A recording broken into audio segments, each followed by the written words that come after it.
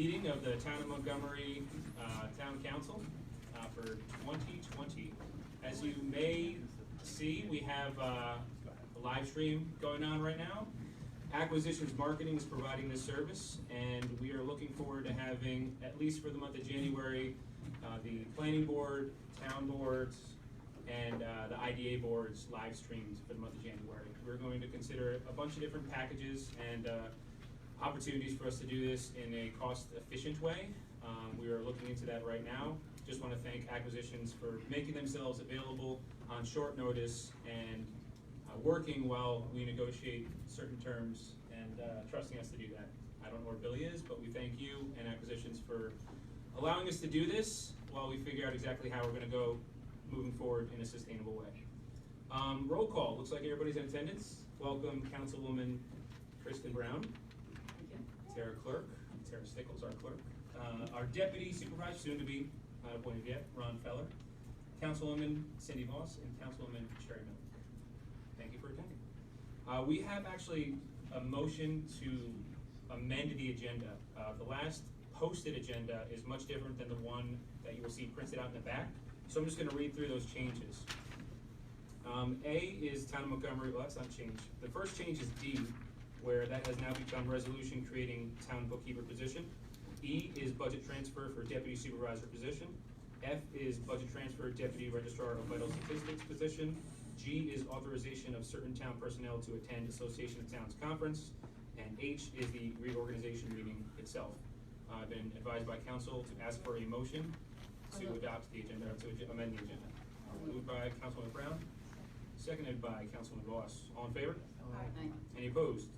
Any abstained? Motion carried. Okay. I wanted to address change in the agenda from previous years, previous administrations. When I was mayor of the Village of Walden, I enjoyed an open, transparent type of government. I know that we are used to one public comment period at the end of the meeting, but in the spirit of having productive discussion from residents and really encouraging active participation, I think it's really vital to give you guys an opportunity to chime in and give us some direction and ask us questions about what items are going to be discussed and what actions are being taken on. I think the feedback and the back and forth is very good. It's shown in my experience to have some really positive results. So at this time, oh, and you will notice there will be sign-up sheets in the back. It's great to sign up. You don't have to sign up if you want to speak. You can raise your hand, but it allows me to help gauge who's spoken, and if you provide your phone number, it'll also allow me to easily get a hold of you to answer any questions I may not be able to answer, or our board members may not be able to answer while you're here. Also, public comment to me isn't just public comment. I like interacting with the public. I think it's important. So you will get some answers from me. If I don't have an answer from you, I will get back to you. You may hear that a lot, but I hope that you're okay with that, and I hope that you are understanding that we won't be able to answer any of your questions, but at least we're going to try and engage a little bit during public comment. With that being said, public comment on business of the town board. Does anyone have a comment, or is the sheet in the back available for you to take a look at first? Would you like to bring that up, Becky? Former Mayor Becky Pearson? Well, Becky, put me on it. Mary Ellen Put wants me on on it. All right, so we'll go off the list to start, and then after we go through the individuals who have signed up, I will entertain anyone else who would like to make a comment. What'd you drop your glasses? The first, thank you for being first in line, Don Berger from the Village of Montgomery. Hello? No? How do you work this, folks? Just hold it down. Yeah. Hello? Thank you for- Hello? Yeah. Okay, hello, board. Why do you look different up there? Glad you guys are here, and congratulations to everybody for being here today. It's a good looking board. The first thing I wanted to comment about, just a little funny little thing, because I was going to bring it up, but I noticed that you guys have already addressed it. I was going to talk about a little bit about this privilege to the floor thing. We don't live in England. We're not kings and queens. We have a right as American citizens to speak. So I'm really glad that you changed that to public comment. I think that's a very good start. Now, just in general, you have the public comment on business of the town board. Does that mean just the items that you have listed here? Correct, so if I can just reiterate real quick, public comment on the business of the board is just for the budget items. You will have an opportunity to comment on anything you like later after the meeting, and that's more of a privilege of the floor type comment period. So this would be specific to the agenda items, not your comments right now. Okay. If you don't mind, you talked about the public getting involved. Does that also include the second meeting of the month? Yes, so in work sessions, there will be public comment as well, yes. All right, thank you for that. No problem. All right, so what I'm going to talk to you about is the comprehensive plan moratorium. Since your election, we've had many discussions on this between me and you, RPM and yourself, and some of the members on the board. It's my view, and I do believe it's the view of RPM, that the moratorium comprehensive plan is brought up and discussed in a very quick and efficient manner. I don't think this is something that we could delay. So I have two suggestions that I think in moving forward that might be able to help it if you would consider them. One is that during the month of January, we have, between Planning Board and IDA, we have a tremendous amount on the agenda. Very important issues on the agenda. My fear is that if we keep pushing the moratorium comprehensive plan down to the next meeting, we've already had our Planning Board and IDA meetings, and I'm very fearful of what might happen at those meetings. So my suggestion is, one, is that maybe perhaps you've already done it, is to talk to each chair for those boards and ask them not to make a decision until you get your feet grounded. What I mean by that is to have full understanding, and I think you pretty much do, but there's an awful lot of text to read on the certain issues, particularly before the Planning Board and the IDA. You know our position with the Planning Board and IDA, and I would just think that, I don't think, for instance, Monday's an IDA meeting. I don't necessarily think it's fair to you and to the two new board members to have them render decisions when you've only been here a day. You know what I mean? I think that it wouldn't be a bad idea to talk to those chair people and to push off their public comments or public hearings off a little bit until you get your feet wet. Okay. The other thing, the second part of that is that I know during the past year there were many special meetings. They were called for various different reasons.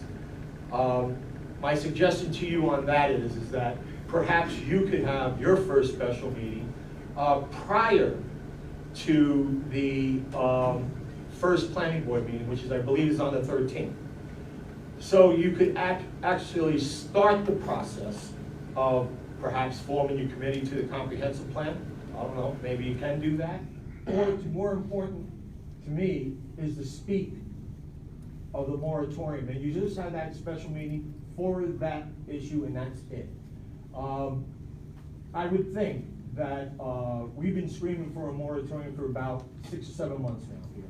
So I know what the attorney's going to say is, well, we haven't reviewed it.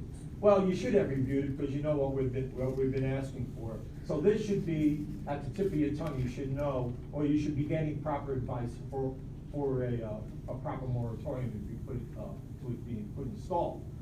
So I would think that it would be a very good idea that you could have a special meeting, bring everybody in, and to open that discussion immediately. Let's not wait to that second meeting. It's too important. Okay. We need to move on with it. All right, I'm absolutely in favor when we bring that discussion item up to consider a special meeting before our next meeting. Okay, I will definitely bring that up when we discuss it. Thanks, Don. Yep. We have Fred Mertz, Frida Street, Montgomery. It's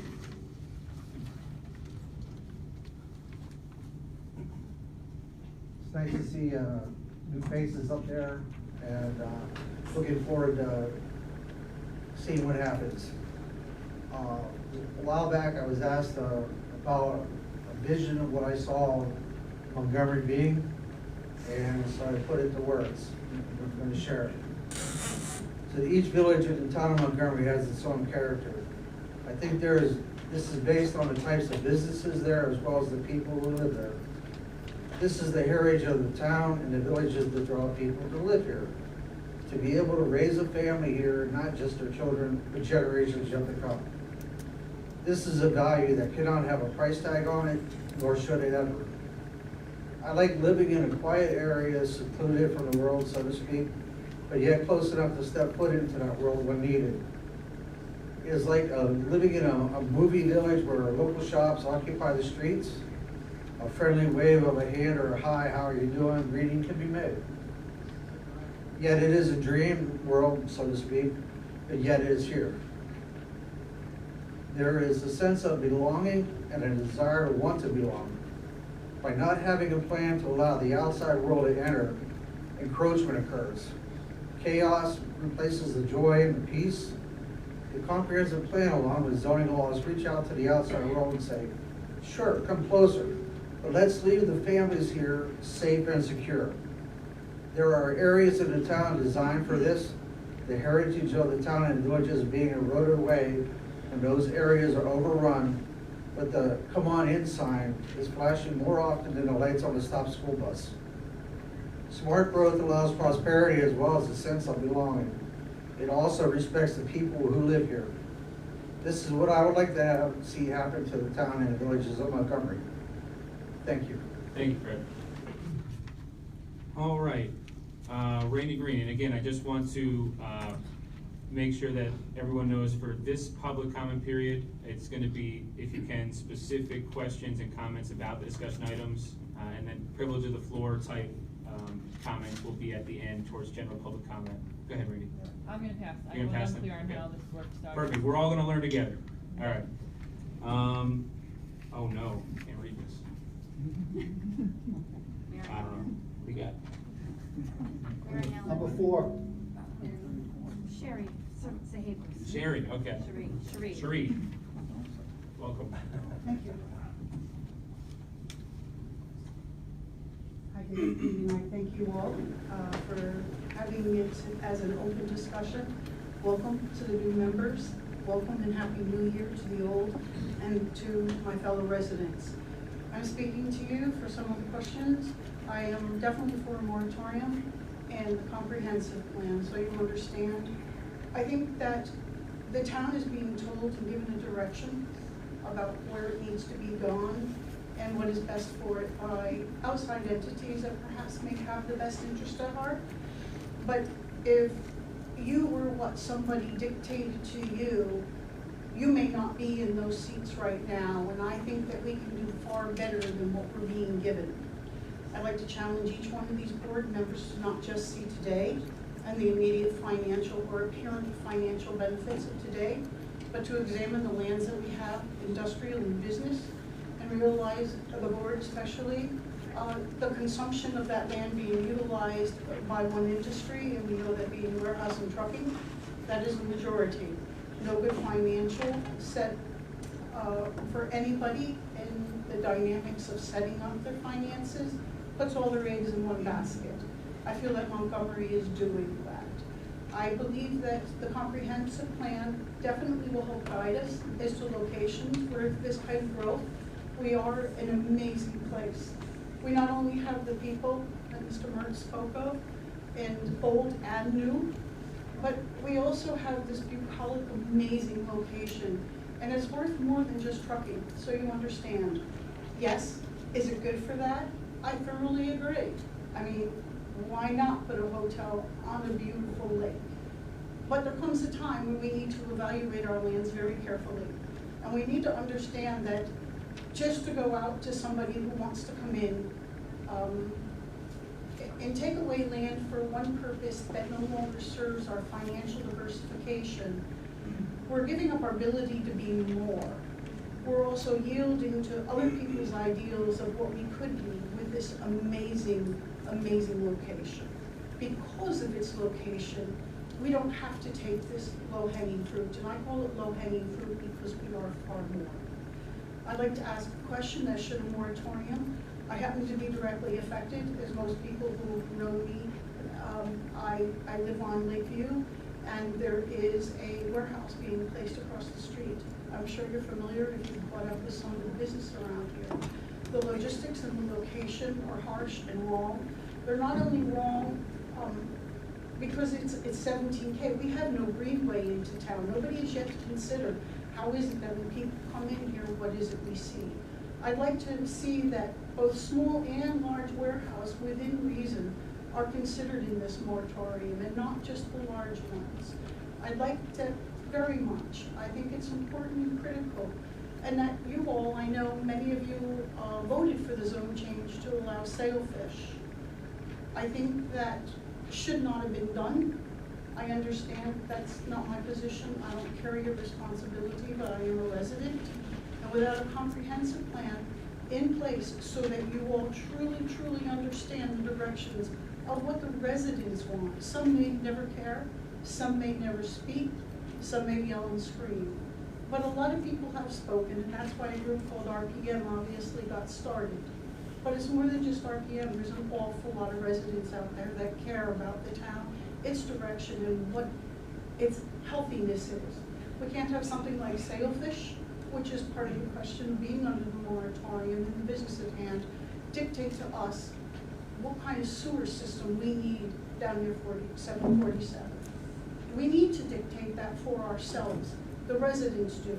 What do we see long term, not just today, but into the future?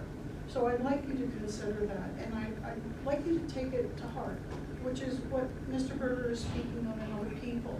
Before this jewel that we, $1 million place next to Stewart, Orange County, you know it, I know it. We just don't have to be warehouses. We need to be better financially diverse and see into tomorrow. So please, thank you. Thank you, Shereen. And thank you for your service to our country. I thank you. Mary Ellen Matisse, familiar face. Is it specific to the agenda items? Yes, Okay. of course. I know what this is. I don't think it's supposed to be talking into it now. Did I touch it? Yeah. Mary Ellen, I missed this back and forth. Oh, now it's on. I know, so you know, I mean, this is very familiar, wasn't it? And if I give an ode to Jim Politti, when he Googles himself, Jen, it'll I'm- come up. It's an inside joke, sorry. Okay, so comprehensive plan, okay, I'm just gonna bring up a couple of items that, I hope when you form a committee and when the committee starts meeting, we sort of seriously pursue. One, I think, would be getting the Farmland Preservation Board back in action. Ooh, okay, is that better? Is that better? Yeah. Farmland Preservation Board, the last administration let it go fallow. No pun intended. Okay. And so that has sort of gone by the wayside, and yet it served a very significant purpose in terms of protecting farmland, protecting open space in the town for many years. And I don't remember how it was funded. I know they got funding on sales of properties. Do you remember, Ron? Well, if you have an ag and farmland protection board, you can apply for state grants, and there's state grants available every year, especially for dairy farmers. But I think it was, I don't know if we had a transfer tax, but No, we did not have to. okay. Now, Ulster County, of course, just applied for it countywide. We got it. Orange County didn't do that yet. But I asked somebody, how come Warwick has it?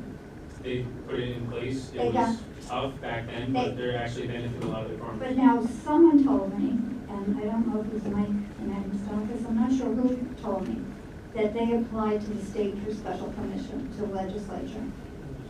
Many times, yes. So I don't see why we can't start pursuing that. Okay. As a means of, I mean, look at all the development that's going on. You talk about, they get 3% on every sale. So all the people who are trying to evade taxes, some of the, or lower their tax rates through IDA or through other, pilots and stuff, at least then we still get a good chunk of money that we can apply.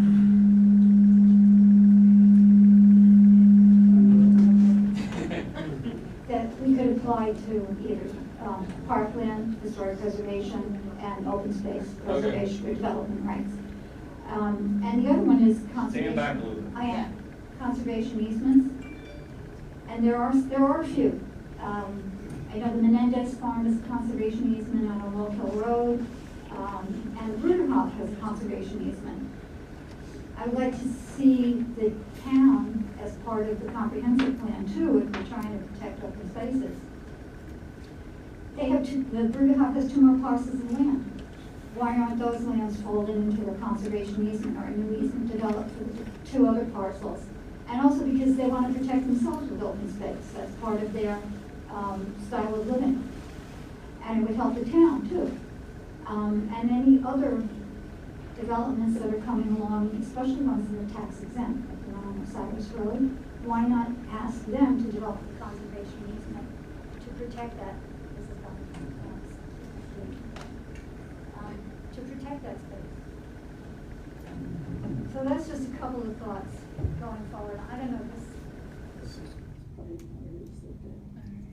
Yeah, we might need to replace those batteries. Okay. Sean wants to please get that one working. Get that one working, Sean?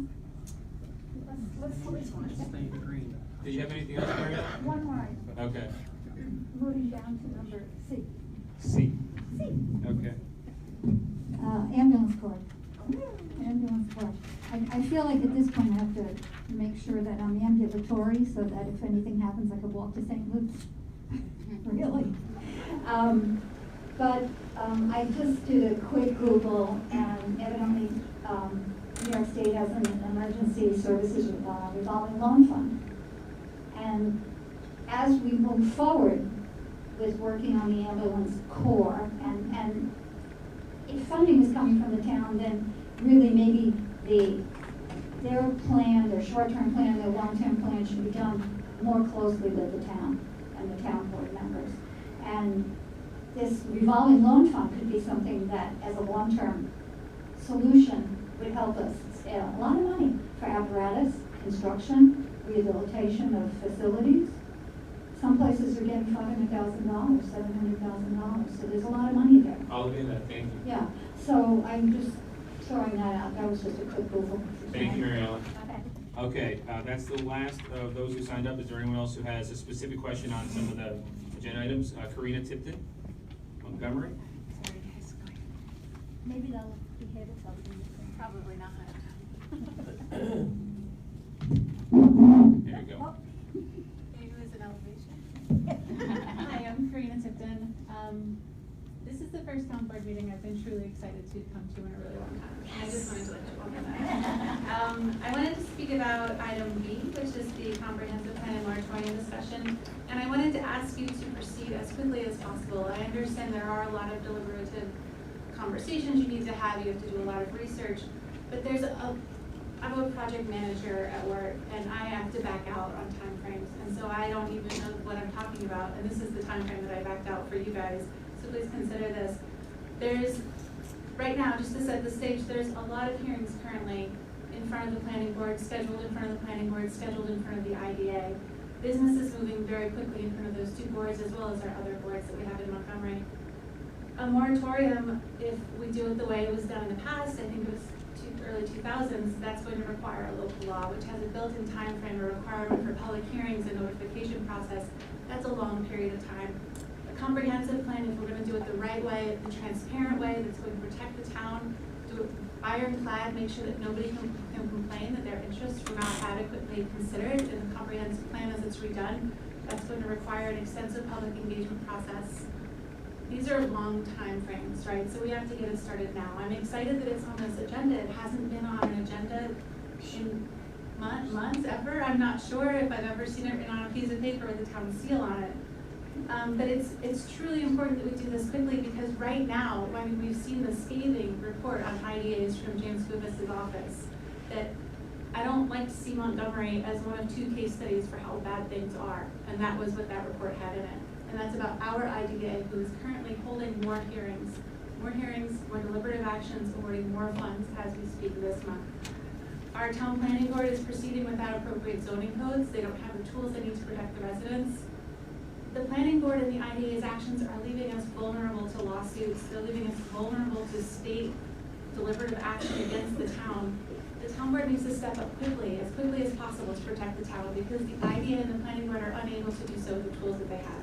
You have the tools that you need to protect our town. So please do so as quickly as possible. Thank you. Thanks, Maria. I saw another hand up. Hi, come on up.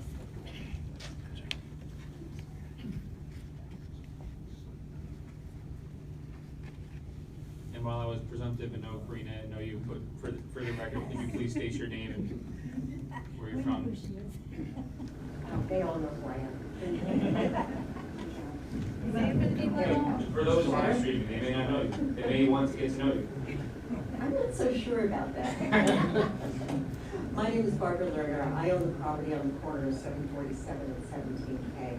And I am grateful that even though I am not a resident, that I'm being offered the opportunity to be able to speak before you, especially regarding the moratorium and the comprehensive plan. The need for a moratorium and comprehensive plan right now are more critical than ever. We're working with a plan whose basis was in 1998. It has been updated slightly, but not really enough to account for the types of projects that are coming before the boards. These projects were not even contemplated at the time the base portion of the comp plan was written. As far as a moratorium goes, there are now, I think, 13 major warehouses that are before the various boards. And that doesn't include the village boards. These warehouse buildings are intended to operate on a 24/7 basis. Full studies for traffic have not been done. There is no study that has been done that would truly consider the cumulative impact that these industries have. Only a comprehensive plan with updated zoning, not only for warehouses, but also for things like junkyards, which has not been addressed either, need to be put in place. We have one shot to do this. Once the other boards begin to move forward with approvals and these theoretically shovel-ready projects commence, you won't have the opportunity to put a halt or even a pause on any of this. Right now, there is a fear that there will be backlash from several of the applicants considering the amount of money that they have spent.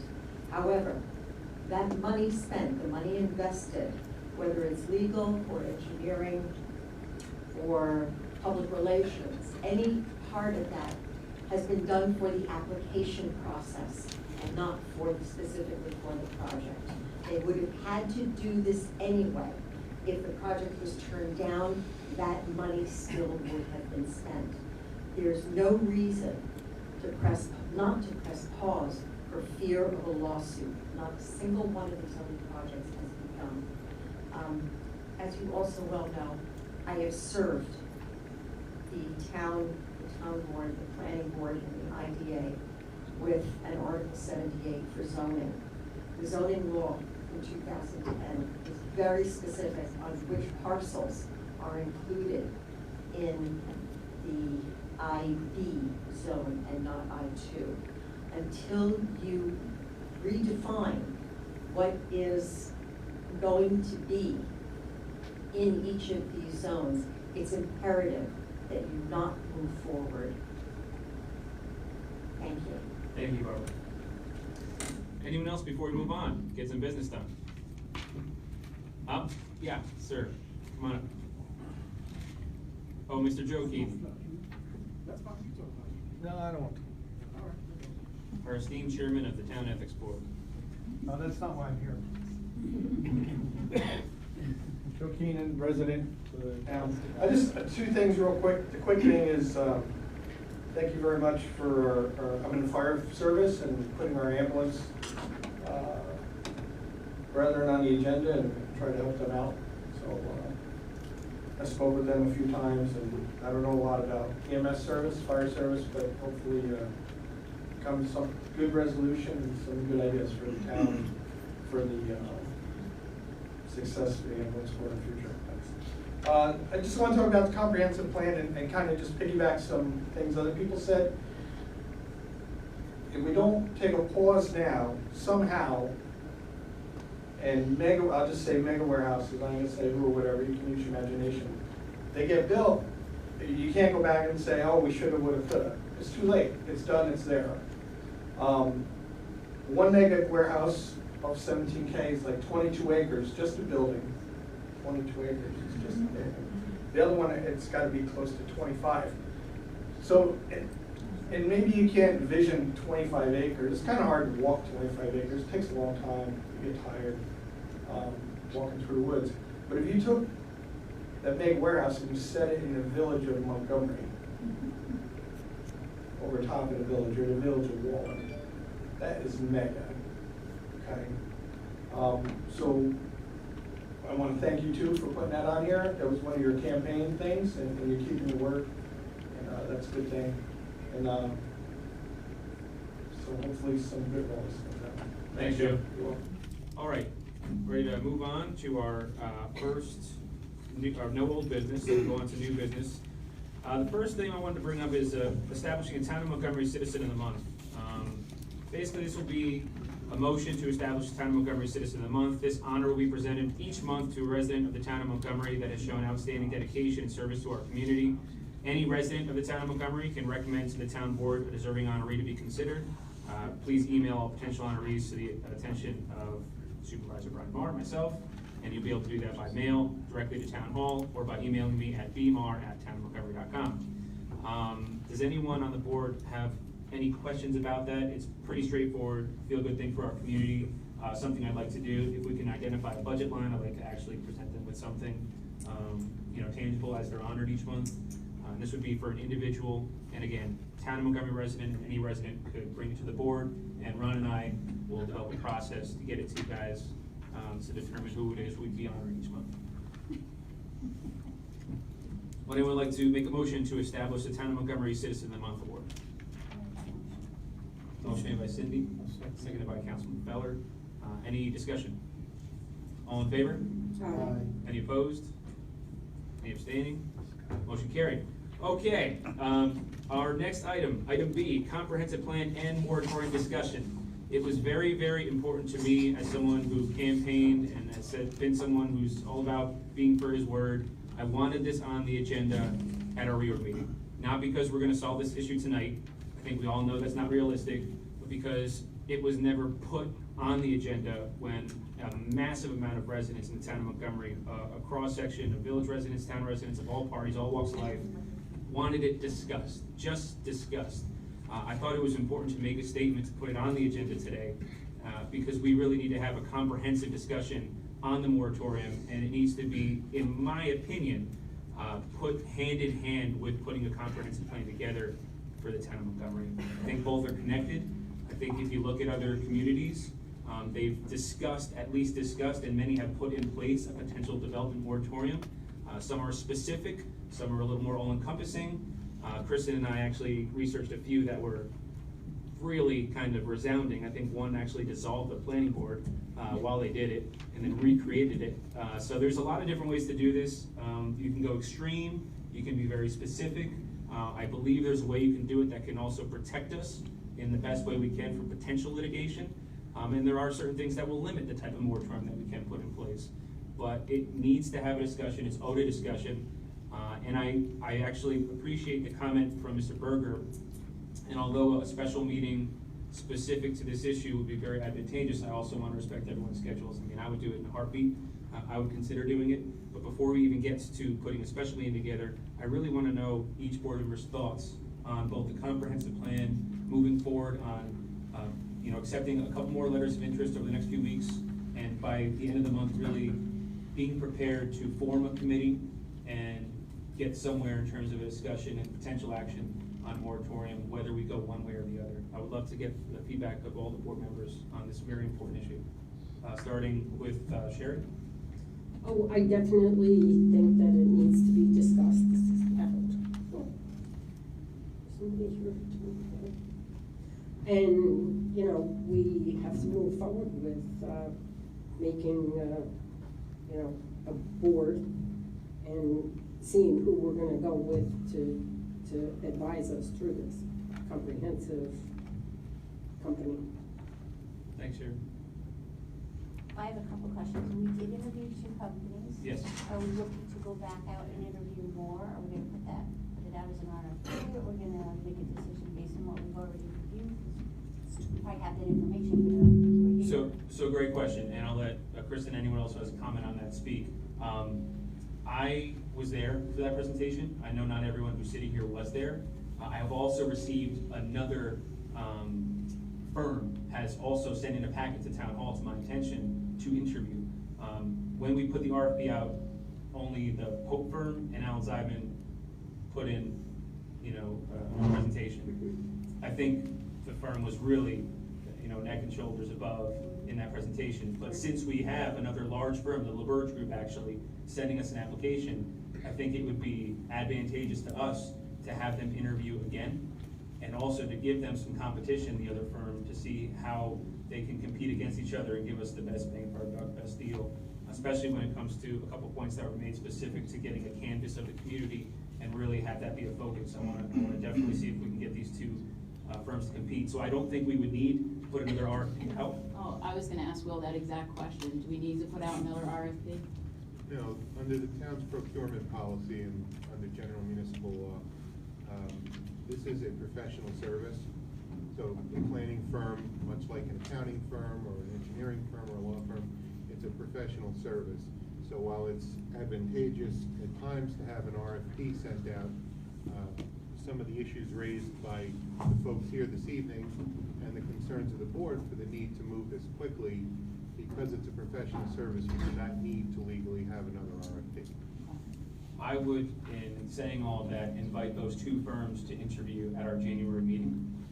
And if we decided to do a special meeting or a special work session, even just a work session on the moratorium, and we did that prior to the interviews, that might be advantageous. The 2 firms that are ready. The 2, so it would be the Pope firm that you guys have already heard, but I know some others have not, and then the LaBerge Group is the other firm. So I would invite those 2 firms to come and interview at our meeting. I believe it's Thursday, January 23rd. I have packets from LaBerge for all of you. Great. Yeah, okay. Kristen, what do you? You skipped around though. Oh, Can I man. have Wow. one? Go ahead, Tim. So I think we did advertise that, and you do have people that have applied for it. Are we gonna go back out and let people know again that we're gonna build this committee, or are we gonna put it back in the paper? or- So what I've already done on social media, and because we're going to be tabling a lot of board appointments, pretty much all the board appointments for a couple weeks, so we can better identify some of the needs and some of the vacancies and who's willing to stay on and who wants to get off. I was also gonna open the next couple weeks up to getting letters of interest to people who want to be appointed to the comprehensive plan committee. So I don't think we need to send out another RFP for the firms. I think it's a smaller market in terms of who's interested in doing that work for the town. And I think there's something to be said about people wanting the work so bad that they're coming to me and coming to us and saying, hey, we want your work. I almost feel like having those 2 firms, they're really set apart in and of themselves from anyone else who might respond to a future RFP. Because why didn't they, over the last 6 months, if they really wanted it, right? So that's my thought on it. That's great. Anything else, Cindy? But the application, are we gonna invite people to? For the comp plan committee? Yes. Yes. Yes. Yes. I would, as we advertise vacancies for the planning board, zoning board, CAC, historical preservation board, because there are some, I would also add to that list. If you're interested in the comp plan committee, please submit your letter of interest.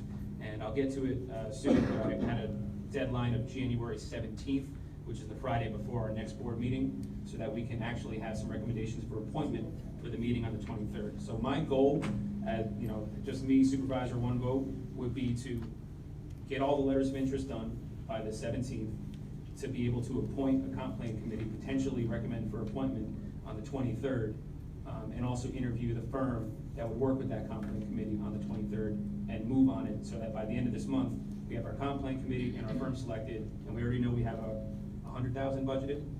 Not that we need to spend it all, so we have the money in the budget, we have our firm in our committee by the end of the month. And I think there's enough time to do it, because we've been talking about it for a really long time. We have a number of people who are interested, more people coming up to us now, giving it 2 more weeks or so to generate a little more interest, I think, is all we really need. Where are you advertising those on the website? So after this meeting today, I was gonna work with the Walkabout Times. I've already pushed it out on social media, we'll definitely put it on the website. It's streaming live right now, it'll be shared a lot by the end of this evening. That's one thing that I think we're gonna really value in terms of communicating with the public going forward. We're gonna utilize social media. I'm already started today putting together social media platforms. The town of Montgomery is in the process of having its own Facebook page, its own Twitter account, its own Instagram, that will be linked together to just continue to communicate on different forums. So we will get the word out in a number of different ways, and I think this time frame might seem rushed, but because of the situation and the specific developments coming in, I think it's warranted, and I think it's enough time to do it thoughtfully.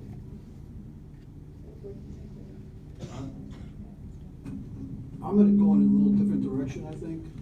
I read every resume that was sent, most of them are dated June, July, August, and it was about 1.5 inches thick. And there's some people in this room that actually applied. There are an abundance of qualified people, judging by the resume, that are really interested in this and really have the town at heart and are very bright. I personally think we should have a small committee right away to evaluate and call these people up. Are they still interested? And maybe any new people that might be interested. Come up with our committee of 7, 5, 8, whatever the subcommittee decides. Put these people together and maybe let them look at the 2 comprehensive plans that we have a record of and not reinvent the wheel. And I personally trust our town Montgomery residents on this committee more than I do a consultant coming in, telling us what direction we should go. I think we want to get together, come up with a plan ourselves as quickly as possible, or at least a course of action, and then maybe invite the consultant in and get his or hers, their feelings, what they think, where we should go off, or what are we doing wrong, rather than have a consultant come in and dictate to our committee, this is what we have to do. I don't need to pay somebody telling me what I have to do. I know what I would do if I was on that committee. I have my own ideas. I'm not gonna be on the committee. But the people that are on the committee, I'm sure, know what they wanna do. And they have to get together, and they have to do what's right, and it has to be, something that's gonna be for the benefit of the town, both sides, something that's, that's gonna be law-proof, and then bring the consultant thing. So that's only my idea on this. So in saying that, you could still lay out the same time frame and process that I laid out. We could still interview the consultants and then decide not to hire one. So Okay. just for my time frame and the process going forward, because we can still do what you say, not that I agree with what you said, but we can still do with what you said we could do with the time frame and inviting the consultants in to at least hear what they have to say. Okay. Wouldn't you really need the company to give you the guidelines? So there are municipalities all over the state that don't use consultants, that do it in-house. But for the most part, those are communities that already have kind of a not so old comprehensive plan that they're updating. And that is usually what you find. It is very unique to have a comp plan from 1988 and then another one that was developed. And by the way, the 2003 comp plan, a lot of work was done there that should have addressed a lot of the issues we're facing now had it been not thrown out. So that's what I would say to that. I think you could go both ways, right? We could decide after we hear the firms, okay, we've got enough information that actually was very valuable, maybe we can start doing this in-house. That's always an option. Why waste the time with the committee if you need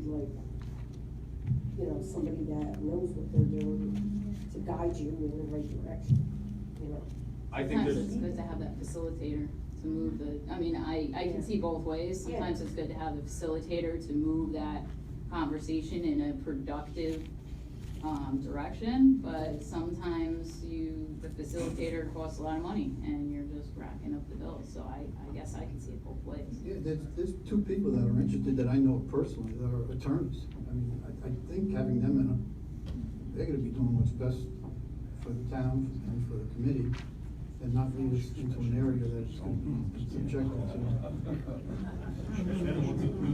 All right, hold on. So. Hold on a second. Did you have anything else, Ron? No. Chrissy? Okay, so, I've worked on this, pretty extensively. I've talked to Brian a couple of times. I don't know if this is working. I can't keep track. To me, it needs to be a well thought out process. Who's gonna be on the committee, not just individually picked and so on and so forth. So to me, I'd like to see, somebody from each one of the villages to show that they have tie-in because they're within our boundaries. So I'd like to have somebody from Walden, Maybrook, Montgomery, and then looking down at our committees, right? Somebody from planning, somebody from zoning, and somebody from Ag and Farmland Protection Board, the CAC, and also including the chamber. So that gives us 8 seats. I've been told that a number between 7 and 9 is ideal. Too many people, too many cats in the room, too much conversation, not enough gets done. So that last seat I would fill with one of us. One of us is a board member, ensuring that we have tie-in directly to that committee, because after all, we're the ones that are gonna be owning that plan. So, and I would volunteer to be on that committee just to be the first one to say it. That's a good point. Is there anyone else on this board that would want to volunteer to be on that committee? Because I'm being involved in everything I'm in, I would like to be there. I don't have to be a member of the committee, but just to be a fly on the wall in the room, which would mean if I'm there, it would only be one other representative, or else we'd be in violation of the Sunshine Law, Open Meetings Law. But is there anyone else other than Christie who would want to serve with the comp plan committee? I think we all would, but I guess we have to make a decision. Well, it doesn't have to be made right now. We can just, you can all kind of send me an email, shoot me a text if you're interested. We all know the work you put in, Councilwoman, so we can definitely move forward. And in terms of a process to put a comp plan committee together, we've been talking about it. And we've been talking about filling all those boxes and potentially having one person hit multiple boxes, so you can add another person to the committee, maybe just generally from the community who doesn't have a specific background. So there's a lot of options. I would suggest filtering everything through me and having feedback, and we won't have a group discussion because we can't, but I'm gonna communicate with each of you, and I think by individually communicating, having conversations, we ought to be able to come up with a group of names that hits all our boxes that we can recommend for appointment at our January meeting. I think you don't need to have a subcommittee to form the committee. I think this board, based on my individual communications with each of you, can make that happen. I'm confident we can. If you guys will allow me to try to lead. So are we gonna interview all these people, or are you just gonna go by their resume and? A lot of us know a lot of these people very well. The people that, we may not know very well, Sherry might want to reach out to one person, Cindy might want to reach out to one person. I would ask you to allow me to kind of navigate through that process to really get to know who these applicants are, and then we can make our own list of who we prefer, and then go from there and really see what it looks like. And if we're displeased with that, we can always, in a week or two, decide to do something different, but I just don't know if I would form a committee to form a committee. I would do a work session first, to have a meeting with just us to go through the resumes and and figure out who and talk about the comp plan. So, I'm not being for that. the 23rd, when we do the work session on the interviews for the consulting firms, we would also have a work session about the candidates that we like. I like that. I mean, and I would say invite some of the candidates here in case we have some questions. I think that's, Narrow it down. we should, and I think we can do that Okay. by working together. And maybe we'll come up with a list of favorites, we'll see what that number is, and maybe we don't have anything to worry about, but maybe we might wanna, have them come to the meeting. Would that fall under, personnel? Would that be an exec thing, or is that something we can do openly in front of the public? Interviews? Yeah. The interviews would generally be an exec, because they're going to be on a committee of the town. Right. Yes. Okay. The appointment itself, of course, would be. Sure. But if we had, say, 7 members we all agree on, and there was 2 positions, and we wanted to really get a feel for the final 5 that a few of us felt strongly about, we would do that in exec. All right. Interviewing. Correct. Yes. All right, so if I'm hearing correctly, we want to have okay, that's the comp plan, right? We want to be able to invite the firms back on the 23rd. We want to be able to potentially, have in our work session, get that committee down to where we wanna have it. Now let's go back to the moratorium. Let's go back to the number again. Is 9 the recommended number, or 7? 7 to 9. I heard that, and then we had 8, and then we added 1, became 9. And I personally think getting 9 people in the room that are gonna be on this committee on a regular basis is gonna be rather difficult. So this is what usually happens, right? If you have 9, 7 show up. If you have 7, 5 show up. And you need a quorum. You don't necessarily, I mean, you should have a quorum, but if we're vetting properly and we select the appropriate people who know there's going to be a time commitment asked of them, that's usually not going to be an issue. But I would recommend 9 because if you do have 1 or 2, you can't help certain special occasions, you'll end up with 7, 6, 7, 8 each time. And with technology, it's not like it used to be. You can still listen in, you can still participate. There's still different things you can do to make sure that you have a conversation. I just think the number 9 is, A lot. yeah. I think it's easy to get to though, when you start thinking about who's qualified, looking through those You could have 9 applications. different people going, maybe in 9 different directions. Mine's a lot less than 25,000 in our town though. I will tell you what, we don't have to make a final decision on the number tonight. We can simply see where we're at with the names that we like and then gauge it from there. Maybe we end up with 7. We don't have to worry about this conversation. So the only other thing that I wanna add, what was interesting when we talked to another town, they actually did something called a build-out analysis. Yeah. Which is where they took a look at all their parcels, what they're currently zoned for, and quote-unquote builded them out. Yeah. So how many cars are we talking, how many tractor trailers, how many warehouses, what is our current zoning for now? And I think that's interesting looking forward, because that would really give us, like, I mean, the one diagram that used to be here before always showed how many projects are in front of the planning board. Give us a little bit better perspective, just something to think about when we move this forward. And I think, I could be wrong, but I was willing to ask the Orange County Planning Department for names of people that would be willing to do that. Yeah, and that's another part of this. The Orange County Planning Department, we met with, Sean and I met with a lot of the department heads in Orange County. Dave Church is one of them, and they said there's a lot that they can offer us at no charge to really keep that price down in the comp plan committee. So we can interview these firms, they give us a proposal for $90,000, we can ask them to be itemized, and we can say, okay, we're gonna utilize your services for X, Y, Z, we're gonna take care of these 4 or 5 things. So there's always a way to get in the middle there, Ron, and not have to worry about paying $90,000, and not necessarily don't use a firm, but stay in maybe 20, 25, 30. There could be a middle ground there too during the process. All right, how are we on the comp plan? We feeling good about that?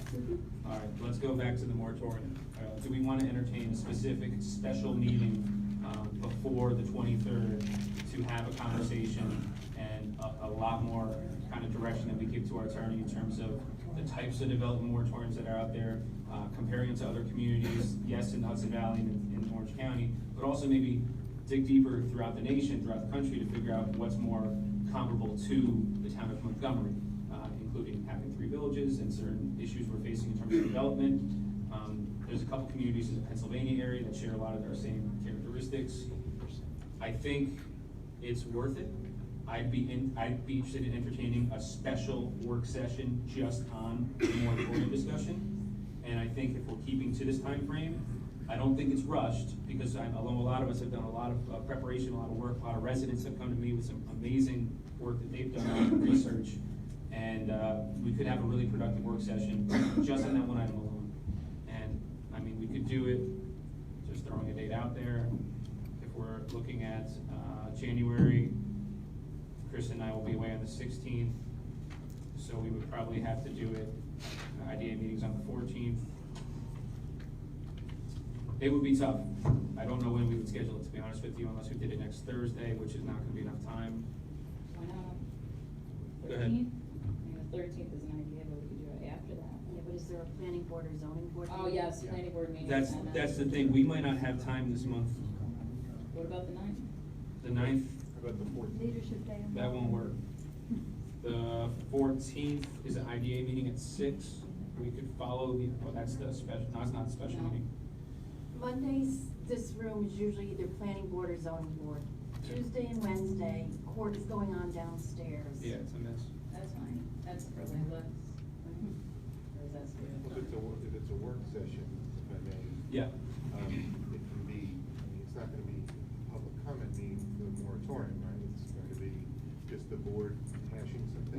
a work session during the day. I like public comment at all my meetings, that's just me. Then how about sometime on the 14th? The 14th is a date that works. We have the IDA meeting, we could potentially do it prior to the IDA meeting, but I wanna also try to respect everyone's work schedules too. What's our meeting? I would say 4. It's January 14th. January 14th is a Tuesday. I'm good with that. And again, this is just something that we need to do in terms of focusing a conversation on the moratorium. That's just a group discussion, get all of our questions out. And again, it'd be live streamed, and being at 4, it's tough for some of the public to attend, but looking at the schedule, if you wanted to do a special, it's one of the only times that I'm looking at that works. You can do it, Cindy? Sherry? Yep. All right, do you need a motion to schedule a special meeting? Motion for a special meeting at 4 p.m. on the 14th. So moved. To discuss potential development moratorium in the town of Montgomery. And any other potential business that comes before the board, any lawful business. All right, motion made by Councilwoman Brown. Anyone second? Seconded by Councilwoman Melick. Any discussion? All in favor? Any opposed? Any abstaining? Motion carried. Okay, thank you guys. I know it's a reorg meeting. I know we're not supposed to handle too much business. I know it's my first day, but that was really important. So thank you so much for bearing with us for this meeting. All right, C, Advisory Task Force on Town of Montgomery Ambulance Services. This is gonna be really informal, okay? My whole thing on this is that this is another issue that needs its own day and time in the sun. It's another thing that's very, very complex, but extremely important and extremely time sensitive. I have something that I prepared that I just wanna read off, that's gonna be basically, specifically what this is all about. I would create as supervisor an informal group of individuals that represent the Town of Montgomery Ambulance Corps, Mobile Life, identify other stakeholders and community residents, individuals that work in accounting for different ambulance corps, and we would do a few things. The first, we would identify, and this is a report that would come to the board from me and this group of residents. Identify all stakeholders associated with the ambulance services within the Town of Montgomery and define the roles. I'll send you this, Debbie. Identify communities struggling that have a similar makeup as the Town of Montgomery. What are those communities doing right now, and what needs improvement? In comparison, what are we doing right here in the Town of Montgomery, and what needs improvement or more resources? Number 3, identify any funding shortfalls related to ambulance services and provide detailed reasons for those shortfalls and potential short-term and long-term solutions. 4, provide a report on emergency response times by all ambulance services who operated within the Town of Montgomery for the last 24 months. Number 5, very important, how should the town spend the $100,000 budgeted in 2020 for ambulance services within the Town of Montgomery? How should the town fund ambulance services moving forward, more long-term? Number 6, any and all other recommendations that will lead to the best possible ambulance services being provided within the Town of Montgomery. The caveat to this, every now and then you form a committee and it just talks and talks and talks and talks. So what I would propose is to set firm deadlines. By the Thursday meeting in February, the first Thursday of the month, the task force and myself really would present specifically some recommendations on how this board could spend some of that budgeted $100,000. Because there are some short-term realities that we need to consider. And so we're gonna prepare what those scenarios are and how we potentially could release some of those funds to address some of the short-term needs for our emergency services for the ambulance corps. And then what we would do is we would call a special meeting specific to this issue in the month of May, giving them 5 months to really dive into long-term sustainable solutions. And if that is done in May, and we consider a lot of different options, that will give us plenty of time to appropriately budget, potentially get something on the ballot, if it's a ballot measure for November, probably not in May, but if we get something done in May, make some decisions, we potentially could have something on the ballot and really have all of our options open to us so that in 2021, when we put our first budget together as a board, as this board, we can really have some potential possibilities. That's it, that's my item. Happy to hear some feedback, but that's based on the due diligence I've done, the meetings that a lot of us have had, and the interest, meeting with the ambulance corps and other community representatives. It's again, another one of those issues like the comp plan, the moratorium, the ambulance corps, we need to keep it current and really, we need to figure it out. So that's my process that I propose. I agree. I'm good on the process, but I have a question after you're Yes. done with the process. You done? Yes. Okay. So I did meet with the ambulance corps, and I met with a couple of individuals outside of the ambulance corps that are very interested in the ambulance corps.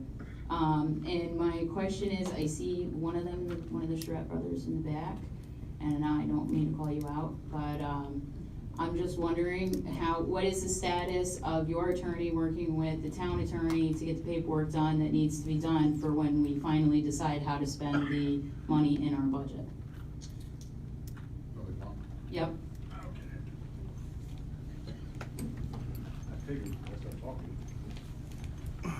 Please state the name for those who may not know who you are. And I couldn't see which one of you guys it was. That's all right. It's a lot rounder. Oh. Battery maybe dead. That's good. That's right, I can talk loud. Eric Schreck, captain with Montgomery Ambulance. So what was the question? The question was, what is the status of your attorney working with our attorney with the paperwork needed to be able to transfer the funds when it is decided how the funds will be spent? So my attorney can do it whenever it's needed. Now? Yes. If I have to do it, yeah, if I can do it, if you needed it tomorrow, we can have it, I can call him and get it done. Okay, because last meeting I was at, or a while ago when this was discussed, Will had asked specifically for paperwork documentation from your attorney, because we have to have some Yeah. conduit to move this money through when it's decided how to be spent. The only thing I can suggest, because we started talking about this isn't working. The only thing I can suggest, the 100,000 that's been allocated, even before we get a full-blown contract or whatever the task force or the group decides, just in the interest, if necessary, within the next month or two, it's potential we could do an interim contract while we're trying to figure out the global picture, as you said, to get some of those funds moving.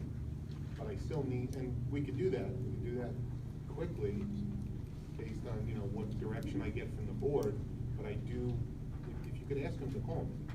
Yeah, I believe that, I didn't specifically talk to the lawyer. The president usually does that, so we need Kyle. Okay. So I could find out from him, but I would have to. How about we do this? How about we just have a conference call? We'll make sure we don't get billed more than 30 minutes, right? And we get your attorney on the phone with our attorney and myself and whoever else on the ambulance corps end, and let's just figure out what we need to lay the groundwork while we consider what potential recommendations we can make by the beginning of February. Because if we have the groundwork laid out, and we decide to make a decision, it's gonna make things flow a lot easier. You can move quicker. Yeah, absolutely, no problem. Okay, so reach out to me. I work right over there. I'll be there all day. I'll tell Kyle to call you. All right, sounds good. I'll make it easier. So what you gotta do, Bob? All right. I'd also like to thank Kristen, Brian, and Sherry for coming out after hours to kind of get an idea of what was going on and what was needed with the ambulance corps. So I'd like to thank the three of you for at least coming out and especially in personal times. It's really late at night, so I appreciate it. Thank you. Thank you for helping us We appreciate it. understand. Absolutely.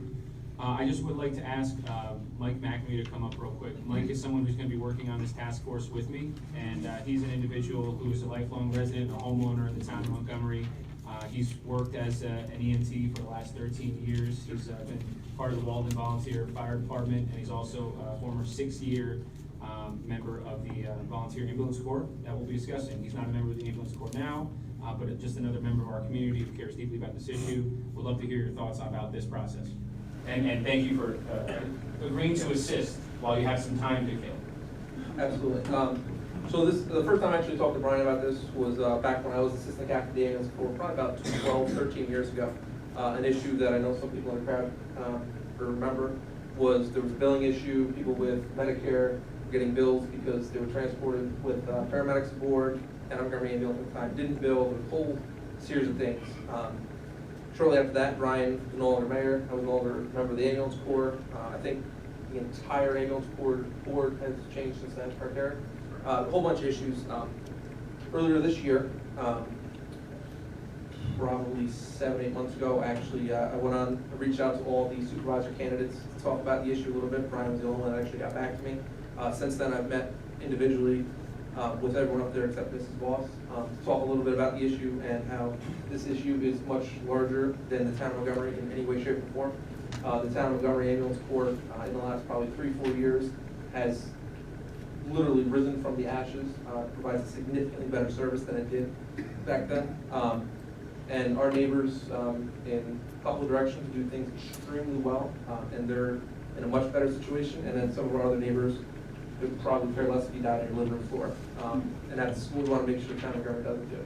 So Brian asked me to come up, talk a little bit, and offer my services. Fortunately, I'm out of work right now with this fancy brace, so I got plenty of time. Very sorry to hear about your injury, but we'll benefit from it as a town, okay? Thank you, Mike.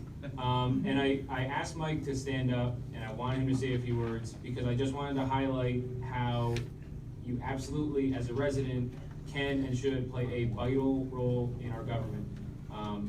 Mike's just a resident, came up to me as a resident, and now he's gonna be helping lead this discussion over the next several weeks, and he's gonna make a big difference in it.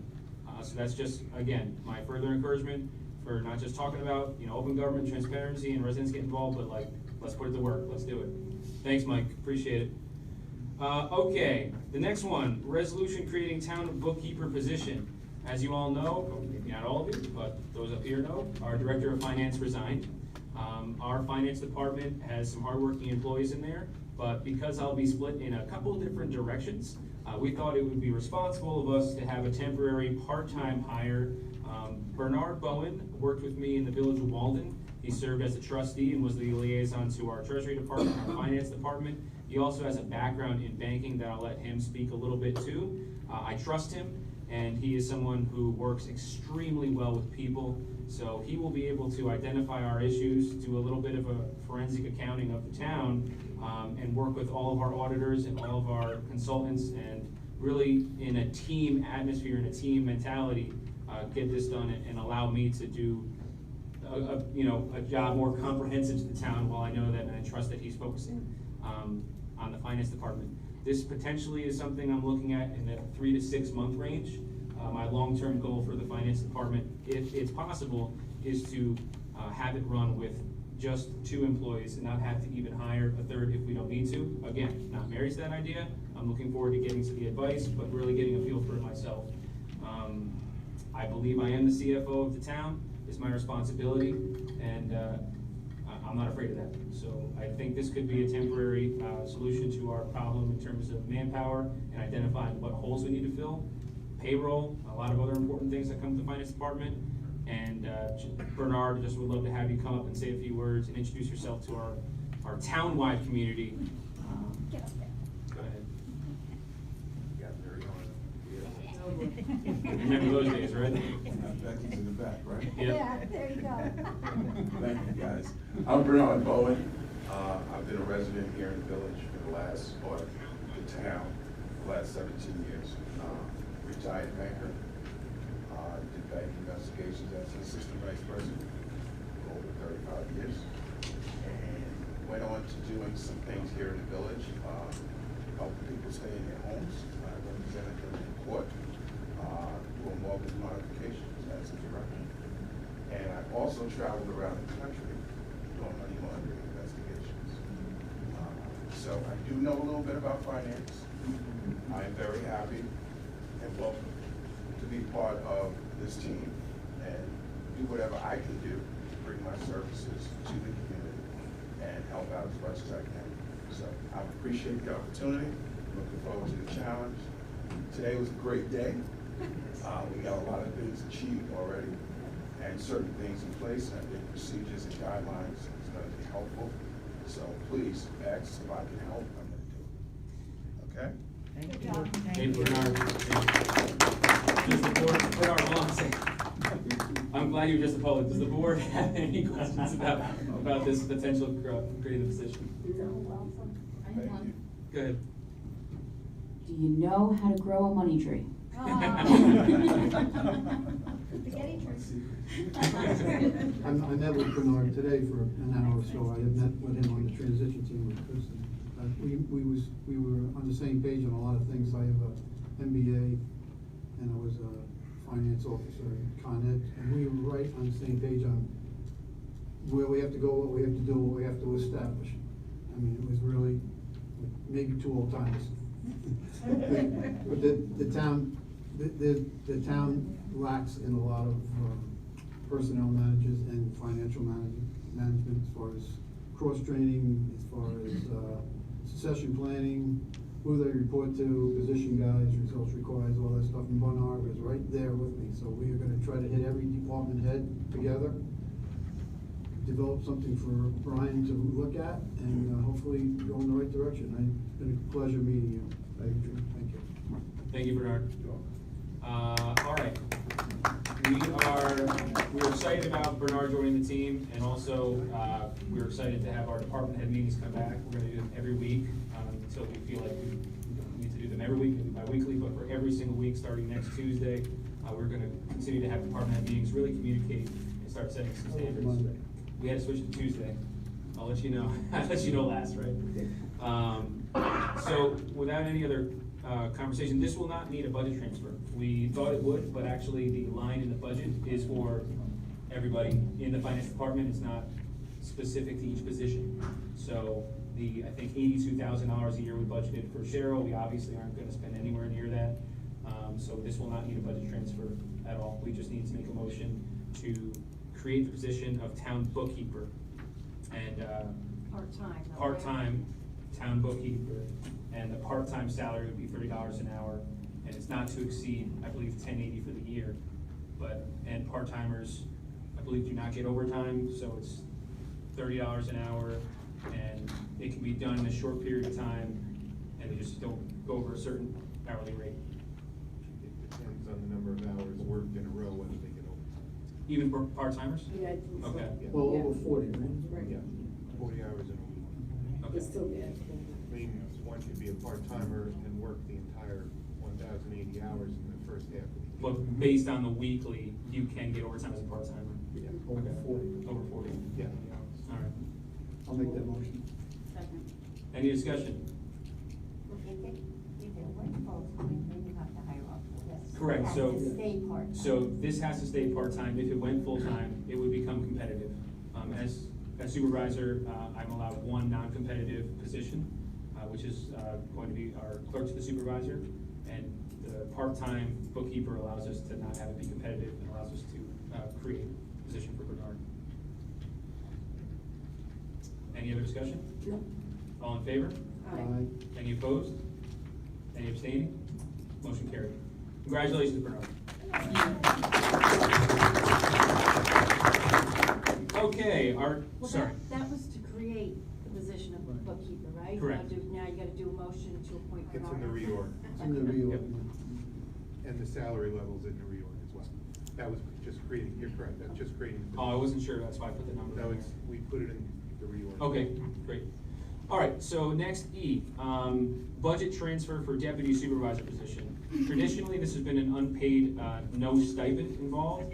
In other communities, that's different. So I did want to recommend to the board, having a budget transfer and going forward, offering $2,500 stipend to the deputy supervisor because, I think if done the right way and with the right person, it ought to be a lot of extra work that's done above and beyond.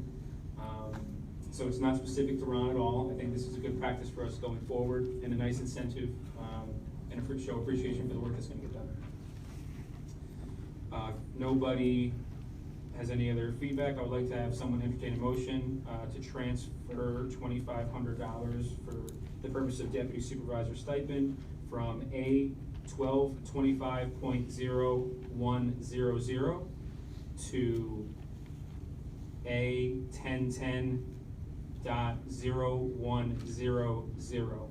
And to be specific, that would be from that same line, where we budgeted the $82,000 for Cheryl, and we would be moving $2,500 from that line, to the line that was defined for the town board compensation. Town board compensation. I'll make that motion. Any discussion? All in favor? Aye. Any opposed? Any abstaining? Motion carried. While we were going through the reorg document, I also noticed there was a appointment for Registrar of Vital Statistics, who is our clerk.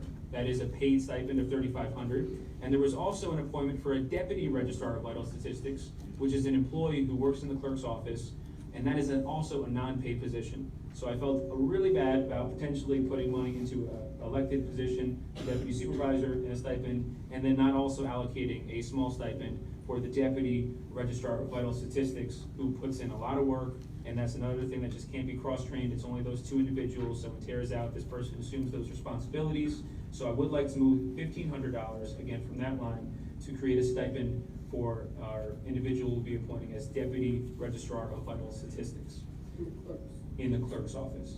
And that's I'll make that motion. Okay, and the motion would be to transfer $1,500 from A 1225.0100 to A .1410.0100, and that would be the compensation line for the clerk's office. For the deputy. Well, the clerk's office has another one of those lines that has everybody in it, This would be specifically for the Deputy Registrar of Statistics. and it would be a stipend. Would anyone like to make that motion? I'll make it. Seconded by Deputy Supervisor B. Ron Feller. Any discussion? All in favor? Aye. Any opposed? Any abstaining? Motion carried. Okay. G, authorization of certain town personnel to attend Association of Towns Conference in New York City. This was tabled at the last meeting, so I inherited this one, but I forgot about it. I think fell in the lap today at some point. So our assessor, Dennis Ketchum, plans to attend this meeting and stay overnight in the hotel in the city. Kristen and I both plan to attend, but we do not plan to utilize the hotel. We want to save the town some money. Plus, I don't think we're going to spend all 3 days there. We're going to identify classes that we think would be beneficial for us and for the town, for us to attend. And we are going to either commute. I plan to stay with some family I have in the city, so I just thought I'd save some taxpayer money in hotels. I'll probably commute down by train. Awesome. So, yeah, we have the money in the budget for the assessor. We don't have to move on a motion on that. So the motion is to authorize certain town personnel to attend Association of Towns Conference. Would anyone like to make that motion? Not to exceed. Up to whatever the amount is in that voucher. Is anybody else going, or is it just you and me, Brian? Aren't Just going? you and I. Does anyone else want to go? Sorry. To attend one of the I think dates. the cutoff is January 24th. February 3rd. No. Registration is January 24th. January 24th registration, so we have another meeting before that, I'm debating. You can register at the conference itself, it's just more money. Yeah, I know. So- This is February 3rd, but I could be wrong. That's even better. Yeah. I'm making it. Okay. Think so. So we don't have to name who it is, we're just certain town officials, and not to spend, allowed to spend up to $1,047. So if that goes higher, we'll, You'd need another motion. okay, do you wanna just, well, that's specific to that line, That's that individual's request, I believe. yeah. So if anybody else is gonna go, you would need to allocate some more money. So should we allocate more than the 1,047 motion? Entirely up to the board. Yeah, I would say let's do 1,500, because at the end of the day, if you decide to go, that's 130 for just registration? Prior to, at the end of this month. January 24th. We were doing the math earlier, is why we're having this conversation, and 1,047 doesn't really add up unless you're spending, so we're doing some investigating on that number, so it could be that number, but just in case that's legitimate, we That might includes increase it. hotel. That one does. So 1,500. 1,500. So I need a motion to authorize certain town personnel to attend Association of Town Conference not to exceed $1,500. I'll make that motion. So $1,500 total. Motion made by Councilman Melick, seconded by Councilman Ross. Any discussion? Yeah, question. So it's not a question about you or I, but the question regarding the assessor. Do we know if other towns picked that up also? Because I thought he worked for other towns. Good question. I think history, you guys have more to share on that than me. He does try to share them, Okay. so he usually goes back and forth. It's a question Brian can ask him. Yeah, so this, basically what they're asking is, because our assessor is the assessor for other towns, we're the ones footing the bill on this. The answer is, from what we've heard, that expense is shared in other years, so one year we'll pay for it, another year another town will pay for it, or they'll share the expense. I don't know the history of that, I'm going by what I'm hearing, so. Or throughout their year, he goes to He another goes to other conference, conferences. Okay. they pay for it. So I'll try to do some research and collect some tabs on that and report back to the board, see what the history is. And if there's no history on it, maybe move forward, we won't have to pay for one for a while. So early bird rates cutoff is January 24th, on-site rates begin January 25th. Okay. So we're good. Book in your time. room cutoff is January 24th. So we're good for the early bird. So try to make your decision before the 24th. All right, any other discussion? All in favor? Any opposed? Any abstaining? Motion carried. Reorganization meeting time, all right. So, we're tabling a lot of items. I spoke to the, planning board members, some of the other members that have asked to be reappointed. There are some vacancies. Being it's my first day and really getting a handle for town hall, I wanted to have a little more time to kind of report to the board and give some feedback and kind of appropriately canvass the community for another couple weeks to see who would be interested in certain boards. So we are gonna table, planning board, zoning board, historical preservation board, CAC, and really get a good look at the vacancies, who's up, and we're gonna make those appointments likely at the end of the month or that first meeting in February. So we are going to go through these motions. For the purpose of time, we're gonna have Deputy Supervisor Ron Feller, sorry, you're not there yet. Councilman Ron Feller is gonna be the second for these, okay, unless they have to deal with him, then we'll figure it out. All right. So, this is, the first one is to set the town board meetings. They're going to be the first and third Thursday of each month, with the exception of the month of January, because Councilwoman Brown and I will both be at our newly elected officials training in Albany the third Thursday of January. So, we will be having that second meeting in January on Tuesday, December 23rd. That will be the motion. Do I have to read this whole thing? Not Tuesday. January, not December. Oh, sorry, January. You might better read it. Thursday, not Tuesday. All right, motion is that in each month, the first Thursday be designated as regular town board meeting nights to be held at the Town Hall, 110 Bracken Road at 7 p.m. And the third Thursday be designated as work sessions to be held at 7 p.m., so that's a change. With the exception of the month of January, in which the work session shall be held on the fourth Thursday of the month on January 23rd, 2020.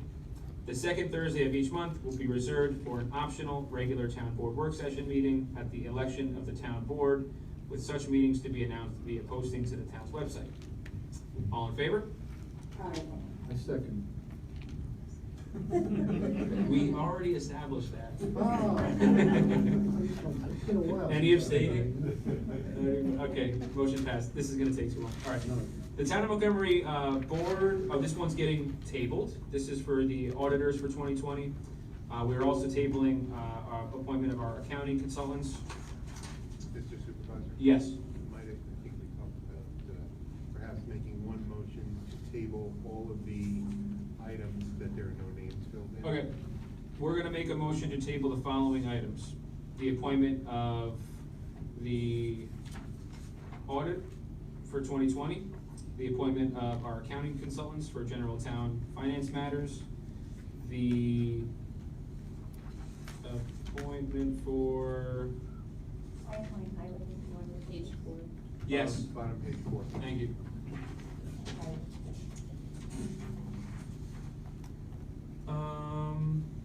Page was budget officer. No, we decided to do that. Okay. Yep. It was blank. Sorry. Engineer for the town will be tabled. Insurance broker agent for the town will be tabled. Planner for the town of Montgomery will be tabled. Town of Montgomery consulting engineers will be tabled. Appointment of town of Montgomery historian will be tabled. Appointment of 911 coordinators will be tabled.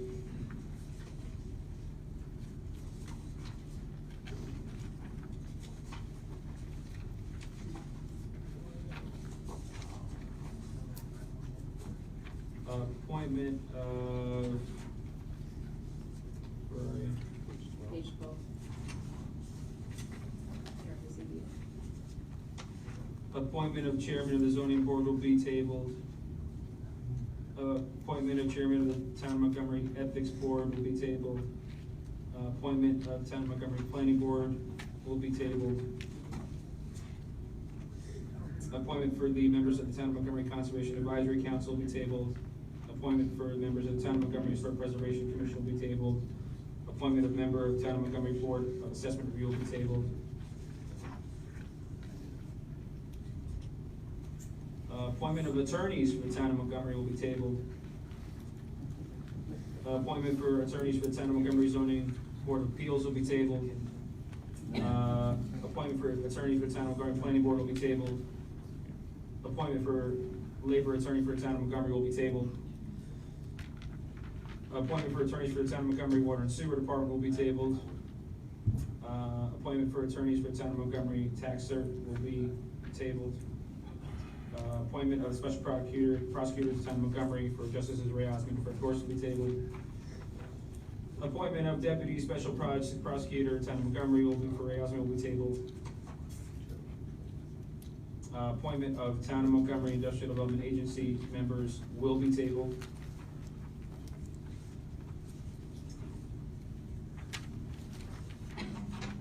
And that is it. Now, for our attorney, if you could just make a statement clarifying to everyone, it does not mean these individuals who are up for reappointment are no longer on these boards. As I have informed almost all of them, they remain serving on these boards until we make the appointments, because as at-will appointments, they are serving at the will since our last reorg meeting. That's correct. Correct? Yes. Okay, so nothing to be fearful for. Everyone stays on their boards. Including, especially for court purposes, the special prosecutors. Correct. Prosecutors all remain, all professionals and all appointments to boards, committees, engineers, accountants, lawyers, everybody remains in place until such time as further action is taken by the town board. To better explain why we did this, there were a number of consultants that we potentially want to RFP.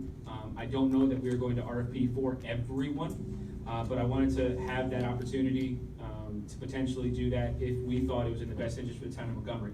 So we wanted a little bit more time. It's not going to be a lot, but just wanted to get my feet in the door and really do a really important and thorough inventory of the vacancies, who wants to be reappointed. I got a lot of emails to my personal email after I won the election, and I just felt it was really important to filter all of those, all that correspondence to my official town of Montgomery email, which is foilable, which all of you can see. I didn't want to kind of have the perception that we were going to be recommending appointments without potential due diligence that was in the light of day. So I hope everybody understands that, and I'm looking forward to making these appointments, hopefully at our next meeting, if not on one of the first meetings in February. And again, everybody's still on their boards until this happens, so.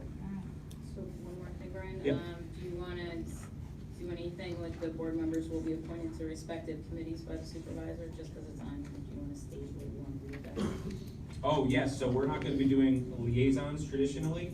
We may consider liaisonships in the future, but I am not prepared at the moment to really identify which one of my colleagues will be best in each department. Sometimes liaisonships, I've experienced this in Walden, can be counterproductive if you have the wrong person matching up or if you don't have the right idea on how you want that situation to work. So we will not be appointing liaisons tonight. I wanted a little bit more time to really think that one through as well. I think all of you know I've already called you on specific items in specific ways. You know I'm gonna be asking to utilize your expertise, so I don't think that's gonna offend anyone. If you have any comments, have them here. My only comment on that, sometimes it'd be good to have two liaisons for a particular situation. That's, I like it. Can't do No, kick me out of the room. I like it. Okay, back to our motions. Do you need a second? Could you just make a motion to globally table those? Okay, who's making the motion? I'll make the motion to table this till next meeting. Seconded by Councilman Melick. All in favor? Aye. Any opposed? Any abstaining? Motion carried. And they're all going to be a part of this document, that's why they're left blank. So you'll be able to foil this document in its entirety after we make these appointments, and it will have the appointments that we make today, as well as those that we table. So you don't have to go searching for two documents. All right, next is going to be the Town Justice Court Office, appoint Clerk to Justice Paula Balo at the rate of $30.89 an hour, and Clerk to Justice Elizabeth Walk at $21.73 an hour. Any discussion? All in favor? Aye. Any opposed? Any abstaining? Motion carried. Moving on to appointments of designating Thursday be designated as pay day for all town departments, and that the town board authorizes the use of fast mill stamp plate upon the signed approval of all payrolls by the supervisor. All in favor? Aye. Any opposed? Any abstaining? Motion carried.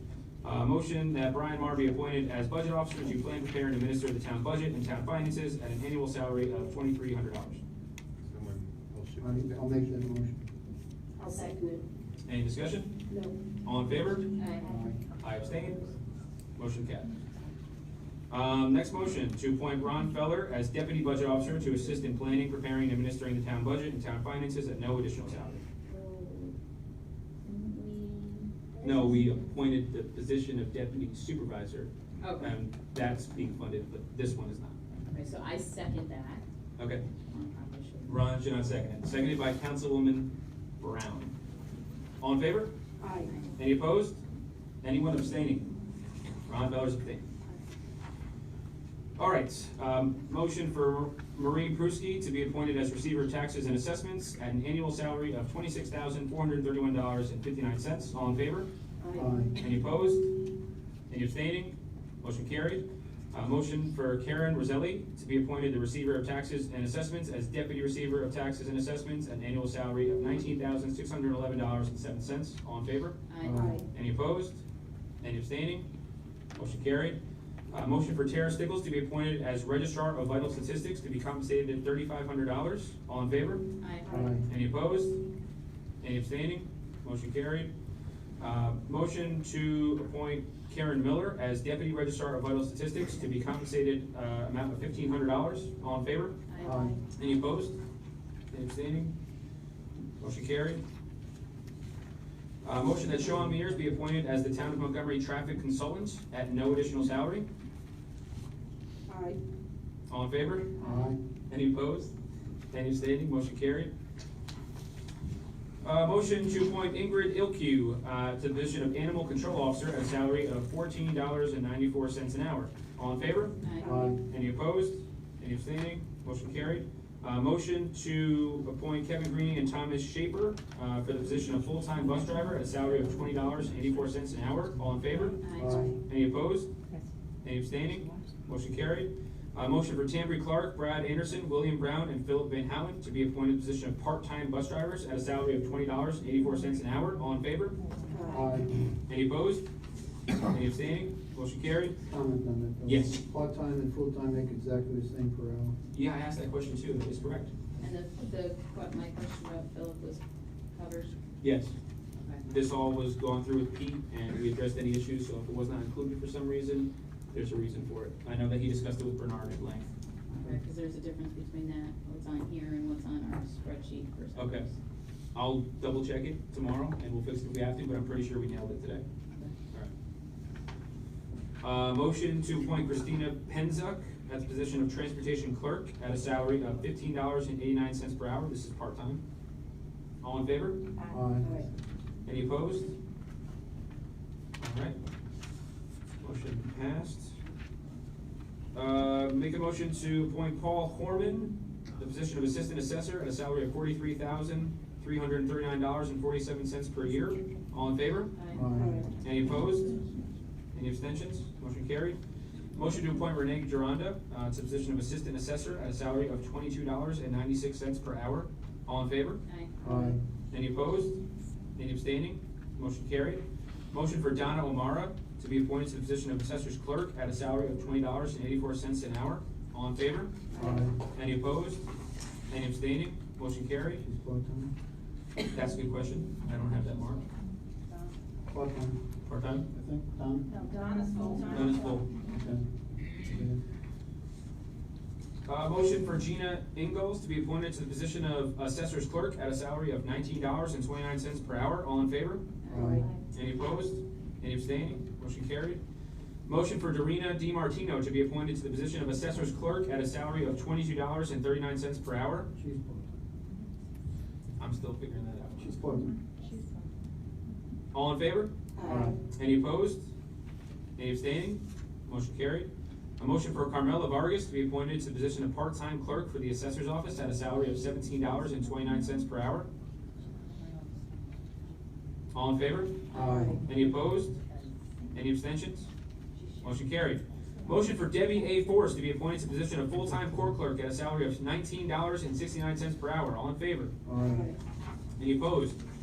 Any abstentions? Approved. Motion for Alexandria Abruzes. I can't help you. Abbruzese to be appointed to the position of part-time clerk at a salary of $17.58 per hour. All in favor? Aye. Any opposed? Any abstentions? Motion carried. Motion for Kenneth Blake to be appointed Chief of Police to the position, be appointed by the Chief of Police to the position of court attendant at a salary of $17.75 per hour. All in favor? Aye. Any opposed? Any abstentions? Motion carried. Question, is the only court attendant we have? It looks like it. It looks like it. We might want to appoint another dude with some overtime in there, right? Or we can take it out of. Little sidebar. Motion for Andrea Giglovich and Ray Watts, these employees are gonna hate me, to be appointed by the Chief of Police to the position of school resource officers at a salary of $28.50 per hour. All in favor? Aye. Any opposed? Any abstentions? Motion carried. A motion to appoint Robert June, by the Chief of Police to the position of court officer at a salary of $28.50 per hour. All in favor? Aye. Any opposed? Any abstentions? Motion carried. He is the only court officer we have. Can we bring that Okay. up? Motion for Jack Renata to be appointed to the Excuse me, position of, Brian, just for your information. Yes. There are 2 open slots for court officers. good to know. Okay. We'll bring it up. I don't know if we have to prove it. No, only if we had a specific name. Okay, good. Motion to appoint Jack Renata to be appointed to the position of full-time cleaner at a salary of $18.91 per hour. All in favor? Aye. Do we have his name spelled? Do we have Granada? No, It's spelled wrong in the resolution? That's what I'm asking. Yes, Granata. Thank you. You're very welcome. 8. All in favor? Aye. Any opposed, any abstaining? Motion carried. A motion to appoint Eileen Steed to the position of Senior Independence Project Coordinator at a salary of $18.83 per hour. All in favor? Aye. Any opposed? Any abstaining? Motion carried. Salaries, personnel. Motion to appoint Ron Feller to the position of Deputy Town Supervisor by the Town Supervisor at a rate of $2,500 a year. I'll second that. All in favor? Aye. Any opposed? Any abstentions? Abstain. Abstained by Ron Feller. All in favor? Okay. Motion passed. A motion to appoint Megan Hurlbert, confidential clerk to the supervisor, to be appointed by the town supervisor. This will be an at-will position at a rate of $29.42 per hour. I'll make that motion. No, it's all, yeah. So you just gotta say. All in favor? Aye. Any opposed? Any abstentions? Motion's carried. Motion to appoint Bernard Bowen Senior. That's position by town supervisor, which position shall be deemed at will. Town bookkeeper at a rate of $30 an hour. Part-time town bookkeeper. All in favor? Aye. Any opposed? Any abstentions? Motion carried. Motion that the annual salary of the superintendent of highways for the calendar year 2020 be set at $73,419. All in favor? Aye. Aye. Any opposed? Any abstentions? Motion carried. Motion that Blaine Patold be appointed by the, That's a PTZOLD. what is it? PTZOLD. It's a misspelling, huh? All right, P-E-T-Z-O-L-D, Patold. Be appointed by the superintendent of highways to the position of deputy superintendent of highways at a salary of $31.76 an hour. All in favor? Aye. Any opposed? Any abstentions? Motion carried. Motion that the annual salary of the confidential secretary to the superintendent of highways be set at $21.44, and that Anna O'Donnell be appointed to that position. All in favor? Aye. Any opposed? Any abstentions? Motion carried. Motion that Karen Miller is appointed deputy town clerk by the elected town clerk at a salary of $27.87 an hour. All in favor? Aye. Any opposed? Any abstentions? Motion carried. Motion that Lisa DeStefano is appointed second deputy town clerk by the elected town clerk at a salary of $23.42 an hour. All in favor? Aye. Any opposed? Any abstentions? Motion carried. Make a motion that the zoning board of appeals members be paid at $1,580.21 per member per year, and the chairman at $2,353.05 per year. All in favor? Aye. Any nays? Any abstentions? Approved. A motion that planning board members be paid at $3,617.30 per member per year, and the chairman at $9,025.33 per year, and the vice chairman at $6,088.52 per year. All in favor? Aye. Any nays? Any abstentions? Motion carried. Motion that the Board of Assessment Review members be paid at $141.19 per member per year. Really? Could we give him a raise? All in favor? Aye. Any opposed? Any abstentions? Motion carried. Make a motion that the supervisor, Brian Marr, be authorized to sign checks, drafts, notes, etc. to authorized banks. Would someone else like to make that motion? I'll make it. I'll second it. Seconded by Cindy. All in favor? Aye. Aye. That gets abstained. Motion that Deputy Supervisor Ron Feller be authorized to sign checks, drafts, notes, etc. to authorized banks.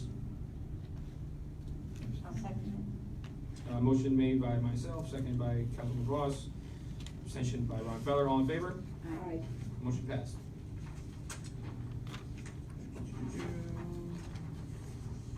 All right, motion that the following salaries for elected officials of the town of Montgomery be set as follows. Supervisor Brian Marr, general fund, $72,286. Town clerk Tara Stickles, $68,560. Town justice Ray Osmond, $27,305. Town justice Frederick Gorse, $27,305. Councilwoman Kristen Brown, $5,200. Councilman Ron Feller, $5,200. Councilwoman Cheryl Melick, $5,200. Councilwoman Cindy Voss, $5,200. Deputy Supervisor, $2,500 was already approved. We just have the resolution corrected to say councilwoman instead of councilman. Yes. Yeah, we're just gonna ask Already that. noted. Okay. We have noted. All in favor? Aye. Aye. Any opposed? Any abstentions? Just a point, just so that way the public knows, the supervisor, the clerk, the justices all got the 2.5% raise, but the 4 council people did not. And that was done by the previous board. For the 12th year. Just so that way you guys know, being totally transparent. This was inherited. Okay. A motion resolved that the town board of the town of Montgomery authorizes town clerk Justice Ray Osmond, Justice Frederick Gorse, Paul O'Balo, and Elizabeth Balk with fast meal stamp for justices' accounts to sign checks for their respective offices. All in favor? Aye. Any opposed? Any abstentions? Motion carried. Motion that the chief of police and town supervisor be appointed emergency management co-directors for the town of Montgomery at no additional salary. All in favor? Aye. Any opposed? Who's making those motions? So I'll make that motion. Deputy Supervisor Feller will make the motion, seconded by I'll second. She beat you. Oh. Councilman Brown, second. All in favor? Aye. Any opposed? Any abstentions? I guess I'll abstain. Okay, motion passed. Motion that Arnold Amthor's salary is set at $127,568.54 to perform the duties of Chief of Police. All in favor? Aye. Any opposed? Any abstentions? Motion carried. Motion that the official newspapers of the town of Montgomery shall be the Walk Hill Valley Times and the Times Herald Record. All in favor? Aye. Any opposed? Any abstentions? Motion carried. Motion that the official posting places of the town of Montgomery shall be the town clerk's bulletin board and the town of Montgomery's website, www.townofmontgomery.com. All in favor? Aye. Any opposed?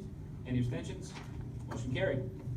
Motion that mileage, the mileage allowance be the most current IRS rate per mile when personal vehicles are used for official town business and with prior authorization. All in favor? Aye. Any opposed? Any abstentions? Motion carried.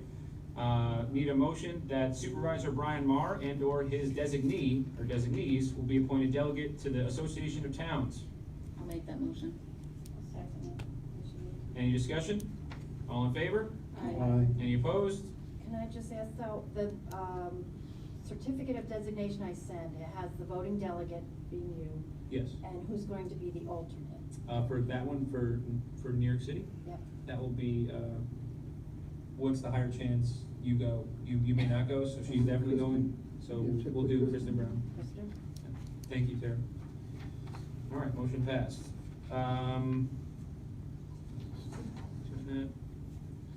A motion that Supervisor Marr, Deputy Supervisor Feller, in the absence of the supervisor, be authorized to sign purchase orders for budgeted items. Second, if you need to. or I think someone else needs to make the motion. Seconded by Councilwoman Brown. All in favor? Aye. Any nays? I'll abstain. I'll abstain too. Okay, 3-0. Motion that the town board hereby adopts the schedule of fees and fines dated as of January 1st, 2020, which schedules are on file in the office of the town clerk. All in favor? Aye. Any opposed? Any abstentions? Motion carried. Motion that the town board hereby adopts the following as the designated 2020 holidays for all personnel not covered by applicable provisions of a collective bargaining agreement, aka non-union employees. New Year's Day, Wednesday, January 1st, 2020. Martin Luther King Day, Monday, January 20th. President's Day, Monday, February 17th. All these are 2020 dates. Memorial Day, Monday, May 25th. Independence Day, Friday, July 3rd. Friday, September 4th. And there's a half day owed from July 3rd, so that will be a whole day off Friday, September 4th. Labor Day, Monday, September 7th. Columbus Day, Monday, October 12th. Veterans Day, Wednesday, November 11th. Thanksgiving Day, Thursday, November 26th. Day after Thanksgiving, Friday, November 27th. Christmas Eve, full day, owed half day from 11/27. So there will be, we will be off Thursday, December 24th. Christmas Day, Friday, December 25th. And New Year's Eve, there's a half day, Thursday, December 31st, that's owed. So Thursday, December 31st, we'd be off for the whole day. All in favor? Aye. Any opposed? Any abstentions? Motion carried. Would like to make a motion to adjourn the reorganization meeting at 8:47 PM. All in favor? Aye. Any opposed? Any abstentions? Motion carried. Date enacted January 2nd, 2020. And that is the end of the reorganization meeting. We will now move on to our second public comment portion. Oh, wait, I have a question. You have a question? Yeah. Go ahead. We need to adopt the 2020 salary list.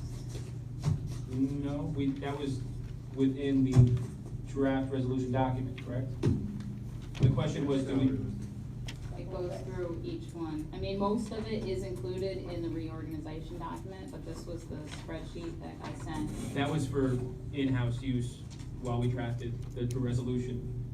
Okay, because I did have one question regarding one of the clerks. Okay, So was that, did I miss that? probably, but it doesn't mean we can't fix it if there's a problem. Okay, do we have to reopen the organizational meeting? I mean, we probably do at a later meeting. Okay, so I saw that the Right night, now.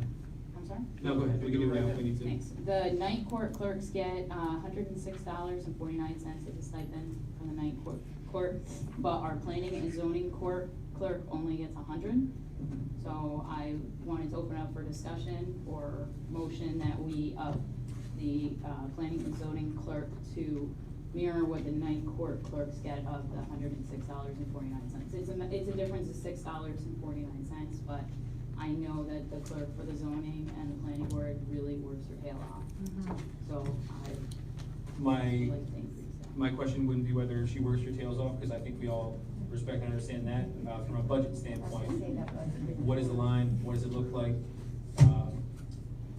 Definitely worth considering, but would you be open to us kind of looking at that, evaluating the budget, where it would be, how we are in line, how we've spent it over the last year or two, before we made a motion? As long as we come back to it. How many night court clerks are? One? Two. Two. Is How there many- one or two? We got one for Osmond and one for, Two night court, how many nights a month? it's every every week, isn't Judge Osmond's is every other Wednesday, but Judge Gorse's, I think, is every Tuesday.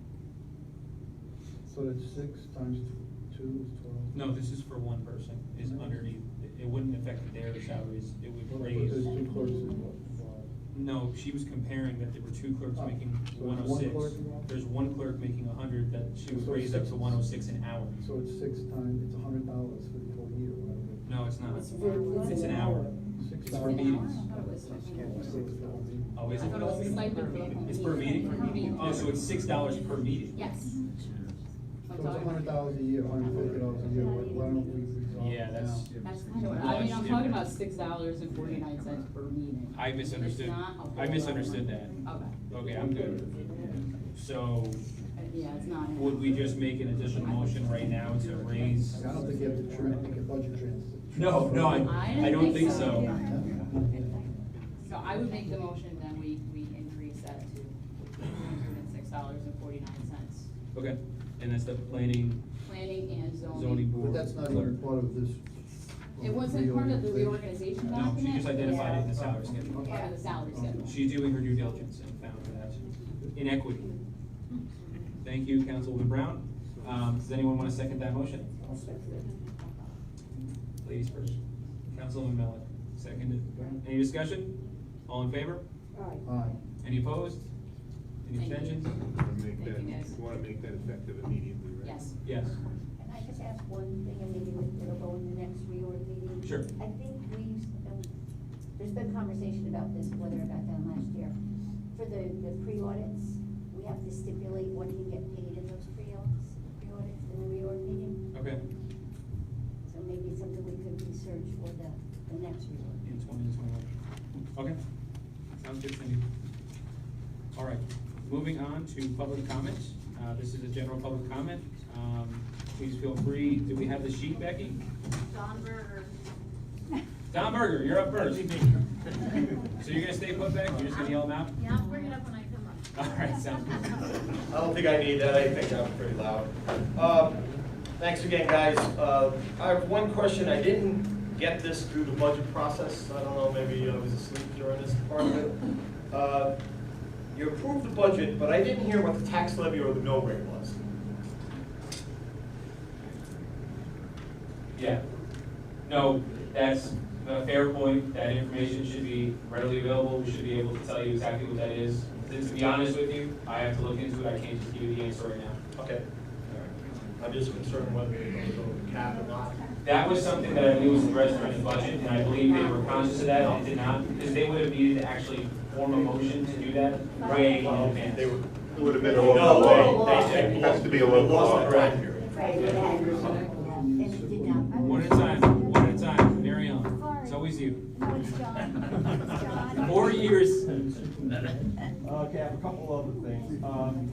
Brian, We had talked about this during the course of the past month or so. The IDA and the appointments to the IDA, Sure. and how that is going to be made because it wasn't clear. Right. So we Have you have resolved that? Yes, so we have discovered that those are not yearly appointments, 2-year, 3-year, 4-year, 5-year, those are at will.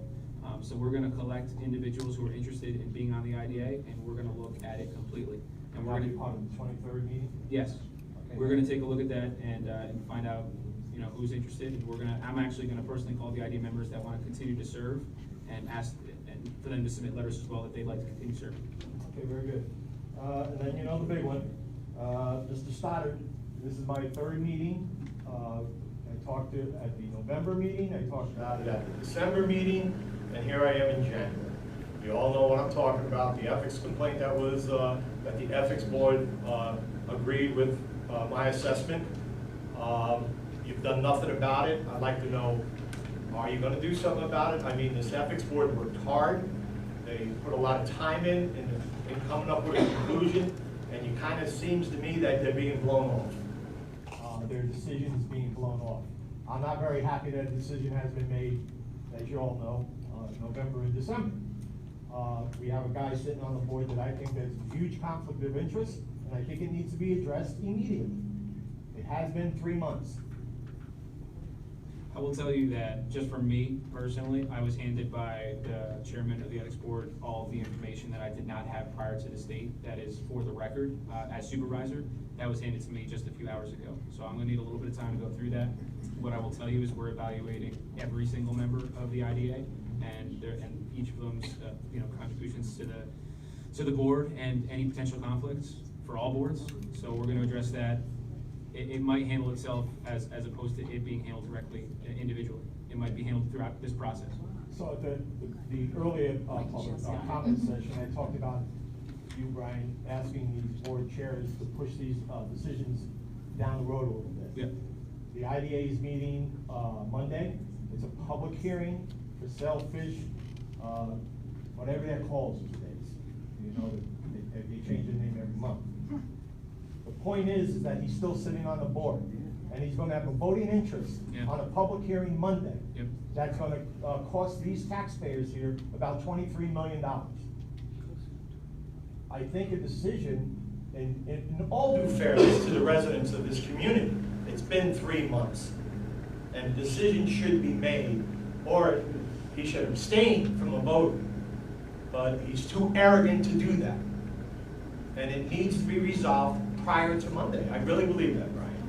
He shouldn't be sitting on that, at that public hearing. That's all I got to say on that issue. I know you all know. Just Dan, I think I can speak for Kristen. So I got this an hour ago. I am not totally up to speed on this individual, and there is communication in here I think will bring me up to speed, or at least inform me. So I think there's 3 people on this board, and you need 3 to approve anything that really, tonight, could not make a decision on that. And I don't want to speak for Chris. Well, my only concern is that there is like he's saying, there is a significant decision being made on Monday night, where, I don't know if you guys are familiar with this, but Project Sailfish has changed their application, has changed their name and their entity, so therefore need to go back in front of the IDA board, where they're going to ask for $22 or $23 million tax abatement. 24.4. 24.4, okay, thank you. Over 20 million? Yeah, over 20 million. 25. So I do share the concern that this is going to happen on Monday. I don't know what we could do, except maybe, one idea that I had is that we draft a letter from us, if we'll draft it, and just say, please prolong the decision and keep the public hearing open until we can become abreast of the situation and determine who will be on those appointments on the board. That's one recommendation that I can make. Because there is a lot of information in here that I haven't read. Yes, Cindy? Are they independent? I know obviously you could have a conversation, but are these boards independent? Yes, so a letter would basically be take it or leave it, right? It wouldn't be enforcement, it would be us representing a position that we feel there is a conflict there. Now, well, it's just saying, not saying that there's a conflict, saying that we need to further investigate what the ethics board has come up with, and we need to determine who's gonna be those appointments on the board. Now, there's other plays at stake that I think we need to discuss later on, but so the letter, would that be specific to Stoddard individually taking part in the discussion? Is that what the letter would be asking? there's a lot more with that project, but yes. It would be asking them to prolong their decision until we decide who's gonna sit on that board. Because it's not just Stoddard, right? I mean, we could make all the appointments for all 5 of those members. I'm not recommending that, but I'm just saying. Right. We can't tell them not to do it, right? We can't ask them if. Correct, and We we have could to, ask them. and we would have to agree that that's what we want to do too. It would be a statement from us asking them to keep the public hearing open to February or to March. That should be done that's the first thing that should be done. Okay. If I might make 2 comments to the Stoddard issue. Go ahead, Don. Ron, in what you're saying, you have to go through this. Now, the board, as boss Ms. Melnick, you guys already have discussed this. I do believe you went into an executive session on this and you turned it over to the attorney who told me at last meeting he's still reviewing it. So it's already been in the review process. Yeah. So are we going to go through that whole process again? or are we gonna have a set and make a decision? I'll tell you. You've had it for over 2 months. I'll tell you right now, I don't have enough information to make a decision. I don't. I know, I absolutely do not. And All right. it's not just the conflict. It's not just my opinion of whether or not it's a conflict. It's what any action we take how it could open us up, how it could, there's a lot of different items, you know, I to go get through. that, but just keep in mind that the individual we're talking to drafted the labor law, the new town labor law in March. Yeah. He has violated it twice with his ironworker union, okay, on 2 projects before this town planning, IDA. Okay, that's the Sailfish and the one, I forget the name of it, over by ShopRite. No ironworkers there. They came out of Pennsylvania. And they let it go last month. They allowed it to happen. The guy that's sitting on that board. The idea actually made the exemption, is what you're saying? Yes. Okay. All right, so you guys gotta, you gotta know the whole story here. We will. All right. The last thing I have is, and I don't know where I've been on this one here, but, some time ago, we always had that $8 million thing that everybody's talking about, the surplus. Oh my gosh, yeah. All right? I thought it was So, 9. we brought, at the village level, I requested him to come down to the village and he discussed, explained it and all this kind of stuff. My question to you is, I've never heard anything, the final impact of this $8 million. I did hear, Mr. Winchell did say that the, audit was completed, but he didn't tell us the results of that audit For last year, last year. we haven't gotten it yet either. I will tell you this, as a general statement, I plan to be extremely forward and open with our finances. In the next couple of months, you're gonna hear myself, along with potentially Bernard and others, we're gonna do a presentation on the status of our finances. And I will tell you with confidence that we will be able to articulate what amount of monies are in what fund balance and how they are restricted and what that total number is. And it'll be my job to articulate to the residents of the community that we don't simply just have $8 million in cash that we never did, but that we had specific funds that were in specific accounts for specific reasons, how they have been depleted already over the last 2 years, and where we are in terms of replenishing those funds. That's gonna be an important conversation. I have a handle on it right now, but the perception that there was just $8 million that was just kind of found like it was hidden is completely wrong. It's a bit irresponsible to represent that position, and I look forward to really articulating where our finances are and how those funds are spent and why. And I know you're gonna do that, and I know this whole board is gonna do that, you're gonna resolve that issue, but the public, all we know is $8 million. I hear We you. don't know what you guys are doing in the end, so. Give me a little time. Okay. I All right. appreciate Mr. that. Berger, if I Yeah. could say, Nugent Hauser was here, I think it was the September meeting, and gave us the final report for the end of September. We do have that report, and I wouldn't sit here and rattle all the funds to you, because I would not have those memorized, but we do have the report, and it does show what was in those funds at the end of 2018. Of course, it's a year later, but that was at the end of 2018. All right, so it is about. Yes. So you do what you have to do. So, but I could show you these lines, and someone could point at a number on a sheet and say there's $8 million there and not explain it the proper way, and just completely cause a reaction that is unjustified. So I'm not gonna do that. There's not gonna be any fear mongering. It's gonna be, this is the money, this is what it's spent for, these are the dollar amounts. And I'm not gonna try to point to a political, or point to a number and make it political fire. I'm not gonna do that. Key phrase, open and transparent. Yep. Thank you. So can we go back to my question about sending that Sure. letter? Because I think that with the IDA appointments, I mean, their pilot programs reflect the money that we get in on taxes that we budget, so, and we make those appointments. With that individual event being on Monday, I'm concerned about what appointments we wanna make as a board. Could we draft a letter that says, we recommend that you continue the public hearing through at least February and until the appointments can be made to the board? So this is an issue the community feels very strongly about. We all know this, and it's, I think, a separate issue from Mr. Stoddard, if I can speak plainly. Yes. And I think at the end of the day, it would be us saying to the IDA board in a non-binding way, we're gonna be looking at the board. We're gonna be taking letters of interest, and while we're doing our due diligence and figuring out how the board will be formed in the near future, we'd appreciate you holding off on any, $25 million tax payments that you might be considering for projects. It would probably have to be worded in a certain way, but is this board interested in entertaining a letter like that coming from the town board to the IDA? I mean, we could do it, yeah. Make recommendations however you want. It would be a recommendation to them, and it would be up then. It would be a recommendation, As but they feel fit. it would be basically this board saying, we do disagree with the fact that, this pilot potentially could be given out. And this would be how we would display to them publicly that we think we should, have you guys take a little more time on. On top of which, if I may, there's nothing precluding any or all of the board members from going to the IDA meeting and putting that on the record as well.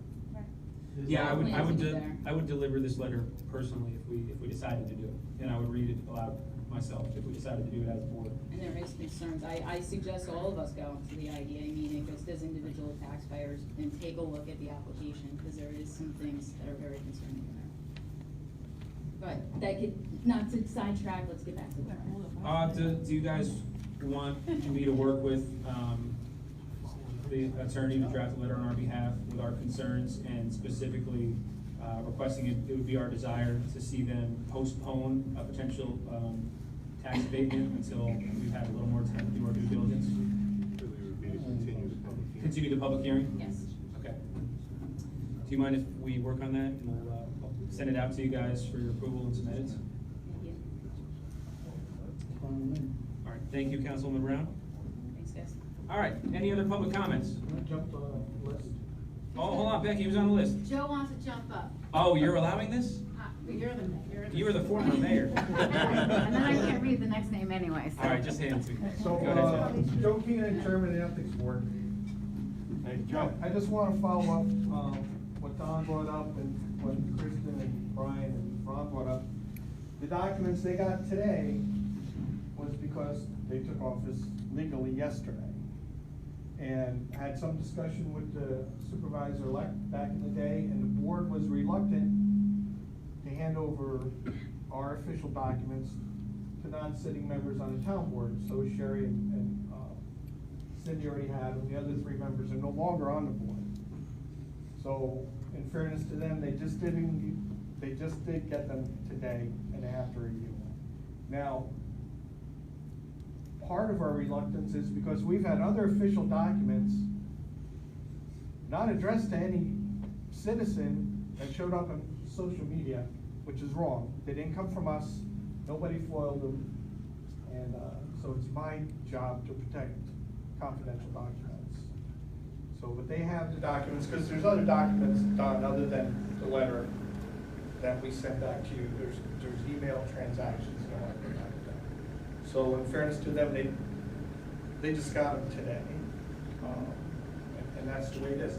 Now, I'm gonna caveat, or end that saying, had I had an attorney we could have went to, I might have been able to share them with you weeks ago. But you know my feeling about that, everybody does, and hopefully we can resolve that issue. Yeah, Thank you. there's gonna be some discussions on the ethics board. We're gonna have some Appreciate communication. Yep. Hold on, let me see the list. Looks like we have, oh man, I can't read a lot of these. Is that Randy? Bluebird? Yeah. No. Yes. Randy. All right. Randy, go ahead, Randy. Okay. Come on up. And then it's Becky. I'm out of practice, it's been a little bit, so my brain's pretty mushy, so I'm all over the place here, but if I could make a suggestion on what you're discussing right now, maybe the suggestion could not be so specific as to we're looking at the board for reappointing, but just that we just held a reorganization meeting, we had a lot of changeover in light of the current climate. Might you consider holding off until the next meeting at least? I mean, the next meeting is how many weeks out? That gives Well, everybody, it's a I little think less. that's a special meeting, and then there's another IDA meeting later. Yeah, so I said February, because you can't say the next meeting, because that's like a little later. So go to the IDA meeting in February. Just less words would be my suggestion, just in light of the current climate. On item B, as far as the comprehensive plan committee and all that, we had time for people to apply and people to be paying attention, so I kind of disagree with holding off and thinking, looking at more additional applications, just saying, you know, if you were interested, you've been paying attention for the last 6-7 months, and you had the opportunity to get your, I have no words, I'm sorry, to get your application in, yeah. And as far as not having a firm and a planner and just doing it in-house, I think that's a god-awful idea considering where we are, but I do think that there's a lot to be said for having more bang for your buck. There's a lot of free templates available, some of which we worked on in the village a couple weeks back with Nancy Project. There's a lot of tools available for everybody to take stock and surveys publicly of what everybody wants to see happen.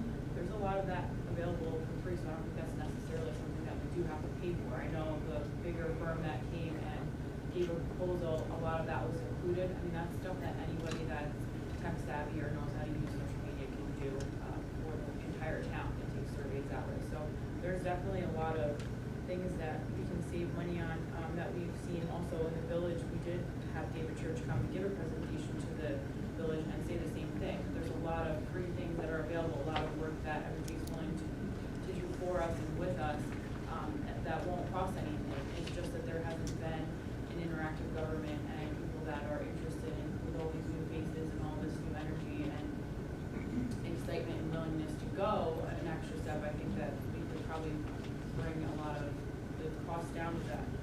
But I do think we need someone. Having 9 different people does get kind of hairy. So I do think we need someone to be in charge and a planner that knows what they're doing to guide and see the conversation effectively and keep it on a timeline. So those are my unsolicited thoughts on that.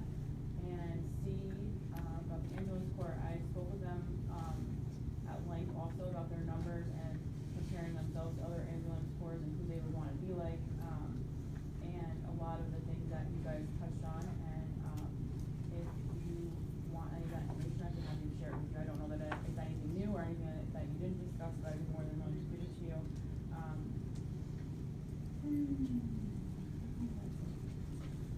Yeah, please send that to me, Randy, okay? Yeah, I will. Where will the list of available positions be, and do you want a resume and separate cover letter for each one, or can someone just kind of send in, these are the things I think I would be good at, and, you know, would like to be considered for, and here's my resume? You're talking about town boards, like vacancies? Yeah. So it's gonna be on the website. Right now, I put it on my social media. We're establishing a Town of Montgomery social media page. We're gonna put it in the newspaper and ask the local times to do a little, article, talking about some of the vacancies and inviting community members to apply.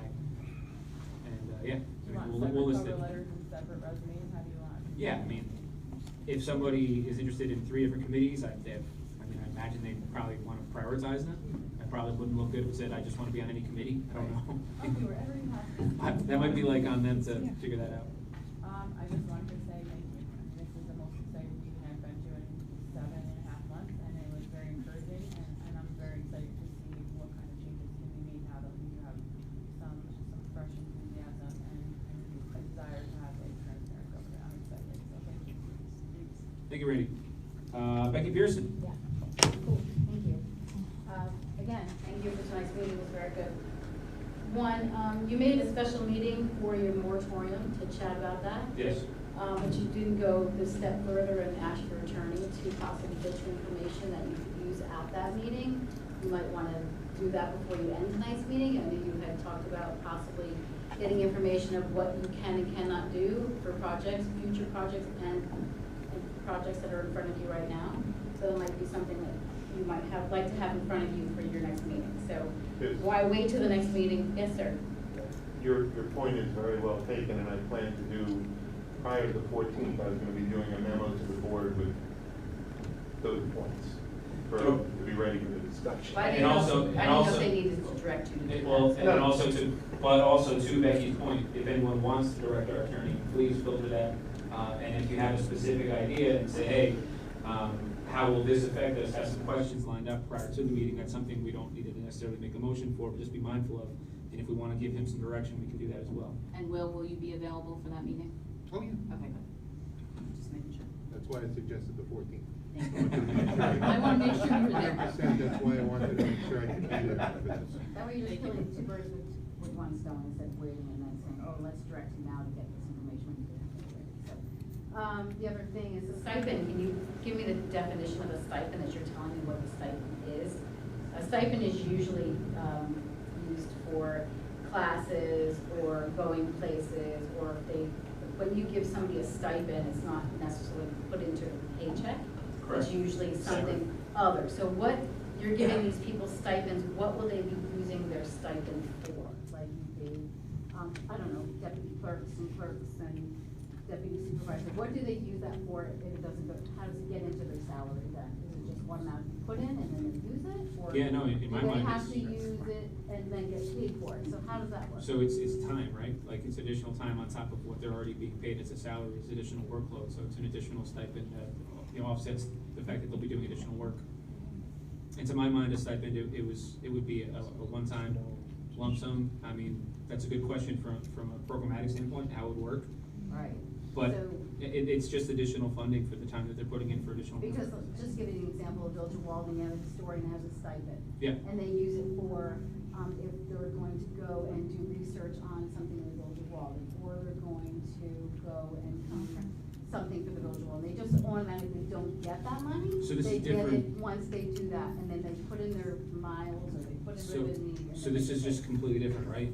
They're in a work setting that exists, and it's an additional, amount of work they have to do in that same work setting. So there wouldn't be an opportunity for reimbursement. It would just be, you're doing additional work and we're gonna compensate you for that work in your time. Okay, so let me just throw it out there. I don't know the situation. You have a deputy clerk that's gonna get a stipend, yes? Yes, Okay, what if she doesn't utilize those hours? Who keeps track of that hours and what she's used and not used? so it's not based on hours, it's based on work. It's a stipend that's based on how Right, so how you're much just gonna additional assume work. that they're gonna do this extra work? They and are. not even- So if the clerk is, no, it's a good question. It's a good question. I'm just so used to going back and forth. So in the absence of the clerk, she's being appointed because the clerk's not there. Someone has to provide this service. Correct. She will provide the service, and no one else in that office can provide that service, so it's additional on her. We're the only two that can do birth and death certificates, and they have to be done within a certain amount of period, 72 hours, it has to be filed. So I'm just using you as an example. I didn't That's mean to fine. share. Because I wasn't understanding, because I didn't think stipend, it's just, so everybody's getting extra money to do possibly a job that they may not even be doing, basically is what you're telling me. Yeah, that's what I'm hearing. They may not do that job. No, that's not true. It's a job. All right, hold on. They Go have ahead. to do. Go ahead, Beck, go ahead. Okay, you got it. The board appointments, are they from the supervisor or are they the whole board? Whole board. The whole board appoints two boards, yes? Okay. Yes. And then the planning board and zoning board training. Yeah. I don't know what's going on in the town, I just know from the village standpoint, because I sit on the zoning board, and how many hours we have to have. We have to have records of that, somebody keeps track of that. I wondered if that's going to be put into your plan, whether you're gonna talk about it, whether you're going to make it formal. That's a formal thing this board should be doing, and saying, well, planning board members, zoning board members should be taking 4 hours a year to be doing that. Somebody's gonna keep track of those hours, and you can have more than 4 hours in that year and transfer them to the next year, or if you don't have 4 hours, what's going to happen? So that's a conversation I think this board should be having. Once you're reorganizing your boards anyway, I think that conversation should be happening. Can I add to that, that always has been tracked and reported back to this board. Okay. We did have something. Good. We do, It's okay, tracked. so I you think know Sue how had many it were really up to date, not up to date. Okay, so to Becky's point, maybe that's something that we can, update the public on in terms of how our training's going with our planning and zoning board members and other boards. Is there a consequence if they don't do the training? What is the consequence going to be? So that's something we should talk about. Just throwing it out there for you. Because if you have 4 hours a year and I don't think so. you have people that don't go for 2 years, and they're, sitting on the planning board, zoning board, what happens if they just I sit mean, there? there's another reason why we tabled so many I appointments. know, I got it, I'm to just kind of throwing it out get there, that that there info. was no discussion, I just wanted to just put it on there. That should be an agenda item coming up in the future. All right, I think that's all I have. Has been reported. Thank you very much. And if I could. Thank you, Becky, for getting agenda items put on my agenda That's all I have. again. You're welcome. Right, I can say that budget money that was, that Rod got for doing the budget, that was just divided over his 26 pay periods. Because we could track that in the numbers and see that it was being spent. We're rising, we're rising. I blame believe Becky. Pearson, Becky Pearson. Oh, not your wife. Hi, Becky. Watch out for those kids. I know. Okay, where are we? Public comment still? Am I next? No. William Devine. How you doing, sir? How you doing?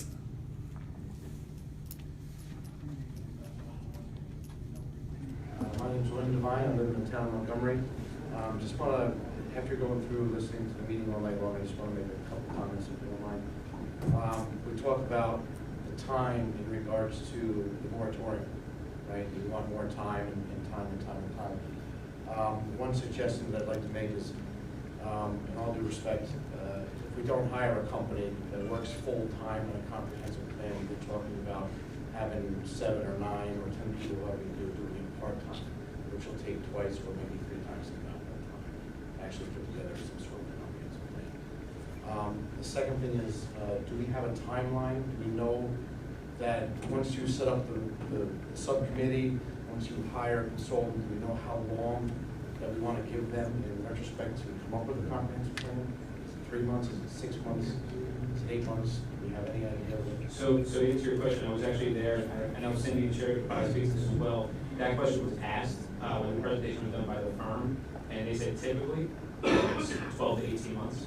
And they're comfortable giving that time frame in order to do a job like this, and they had done their due diligence to identify the fact that this was a 30-something old hybrid comp plan, and it was very unique.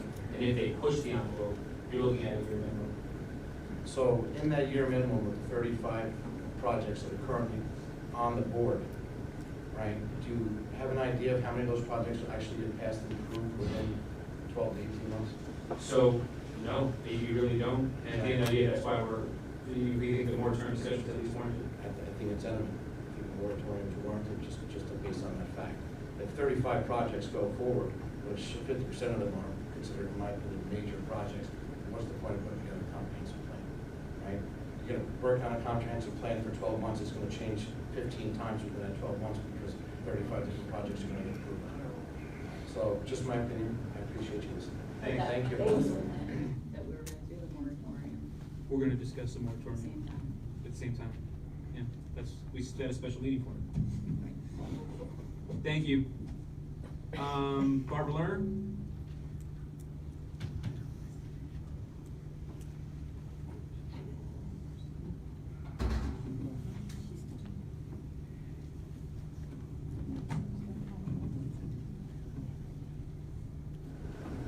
I'd like to add to what Bill said.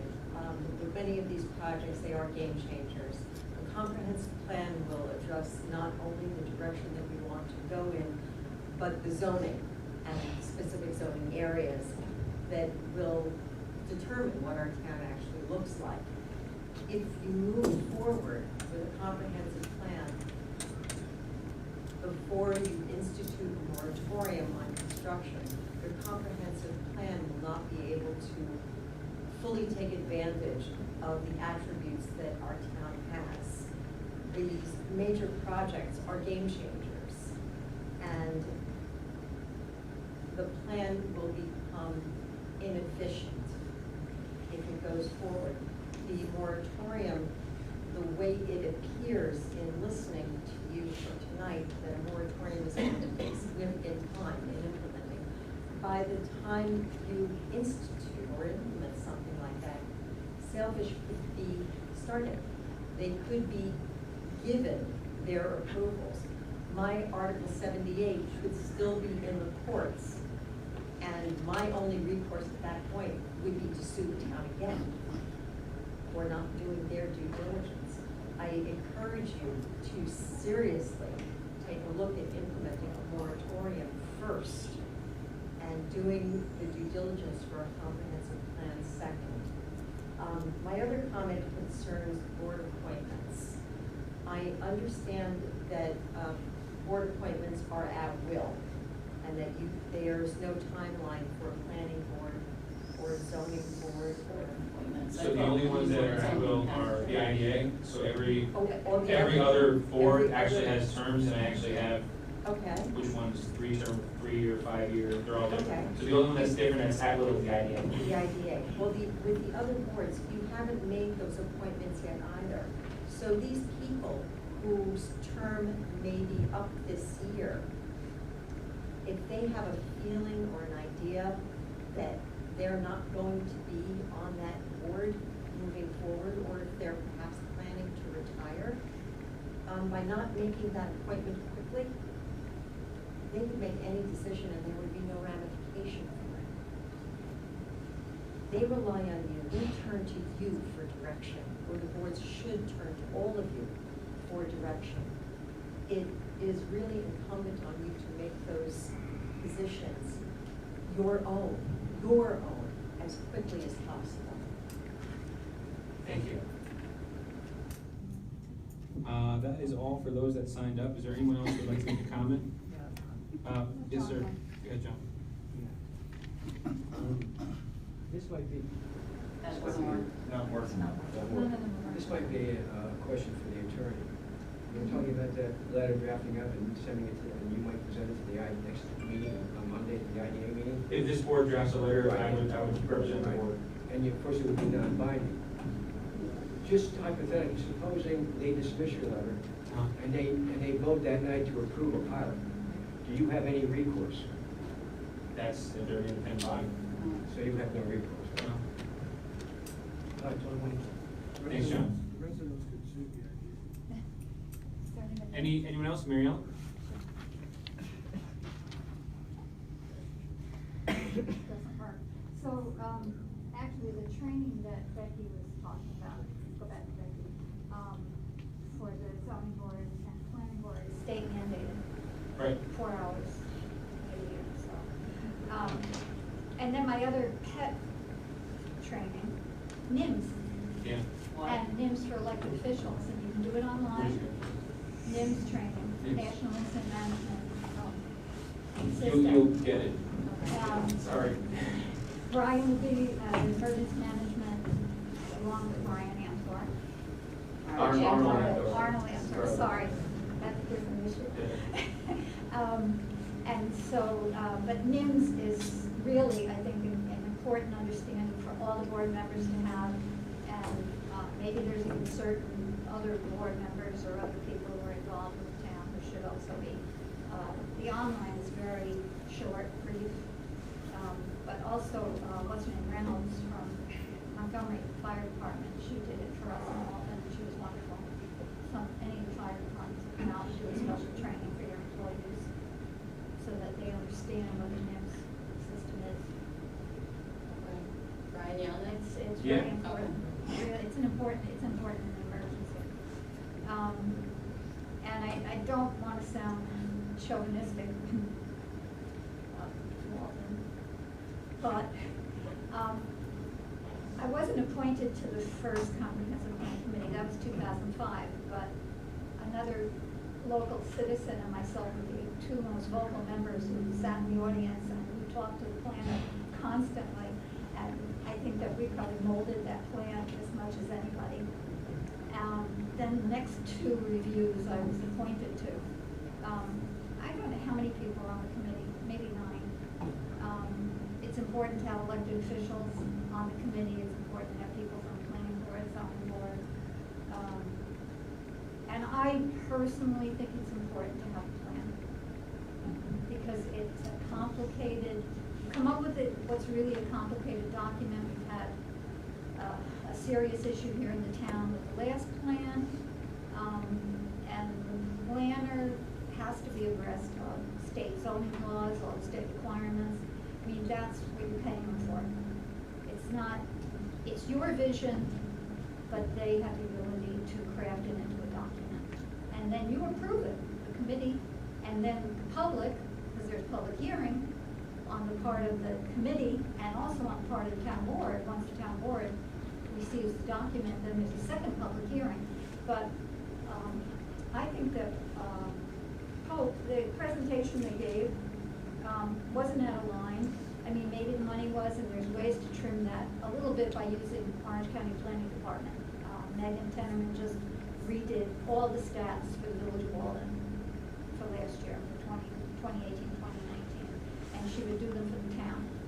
So all the population stats, the money, the income stats, everything, she would redo everything for you and could even use the village's model and use town stats. So a lot of stuff can be done in-house, but then, so that you're not paying the consultant to go get that stuff when you can just call Goshen and they'll do it for us. But, We talked about that. yeah, I mean, there are ways to trim, but I think it's important to have guidance. Thank you, Mary Ellen. Close on Mike? Yep, Mike? And Karina?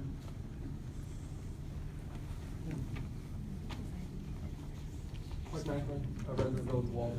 Just want to real quick talk about the comprehensive plan. The more I think about it, I think Mr. Feller is spot on about not hiring a consultant immediately. I have been on both sides of the table, both as somebody who consults fire districts and committees on capital purchases, as well as being previously on a committee where a board gave us a consultant, in that situation, an architect to work with. If you don't have the people on the committee involved in the selection process of the consultant they're working with, you're setting them up for failure. With that, before they can evaluate that, they really need to look at the plan that we just had that got thrown out with Landmaster. They have to understand all that, read the last one, and then also do the research on the other situations around it. But I think that if you go straight into the next meeting, picking a consultant, while you don't even know who's going to be on that committee, you're handcuffing that committee to do the boilerplate that that person wants to do. I know Mary Lynn, especially on the Village of Walden one, I know for a fact their planner used a lot of boilerplate stuff in it. I can probably show you 4 or 5 things in that plan that's a draft right now that's absolutely incorrect. Unfortunately, they can't at the last meeting, won't be at their last public hearing, won't be at the next one. But again, I think the fact that you have a consultant pre-arranged and pre-picked, the committee will not have the latitude to do what they need to do to make an educated decision. So I would recommend taking Mr. Fuller's advice on not hiring a consultant immediately. But at the end of the day, you need them to review the final in order to kosher, but I would not saddle them with that immediately. All right, thank you, Mike. Can I just say? Hold on 1 second, there was a few people that haven't No, I spoken just yet, wanted to Mary add Ellen. one thought to something. Just give me 1 second, Mary Ellen. Karina, did you have something?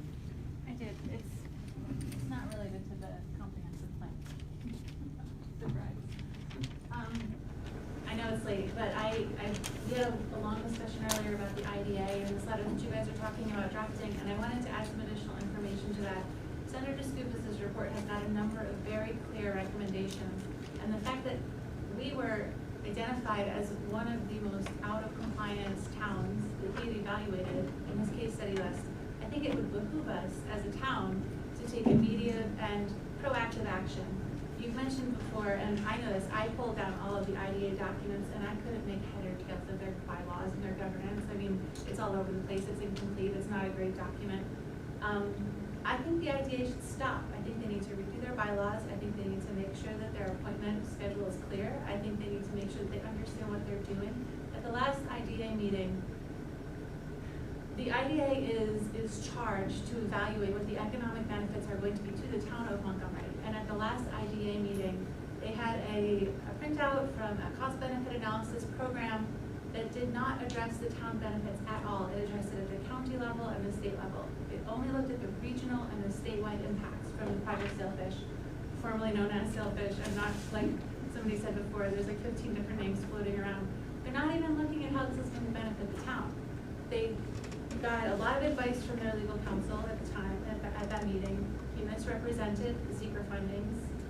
The IDA did not review the secret documents, and they voted to adopt them. They're just doing what they want. They're interested in getting things done quickly, and I wouldn't be surprised if they're being told that if they don't get these things done quickly, then they're going to be sued by the applicants. And that's not the right way to conduct business. We can't be afraid of the applicants.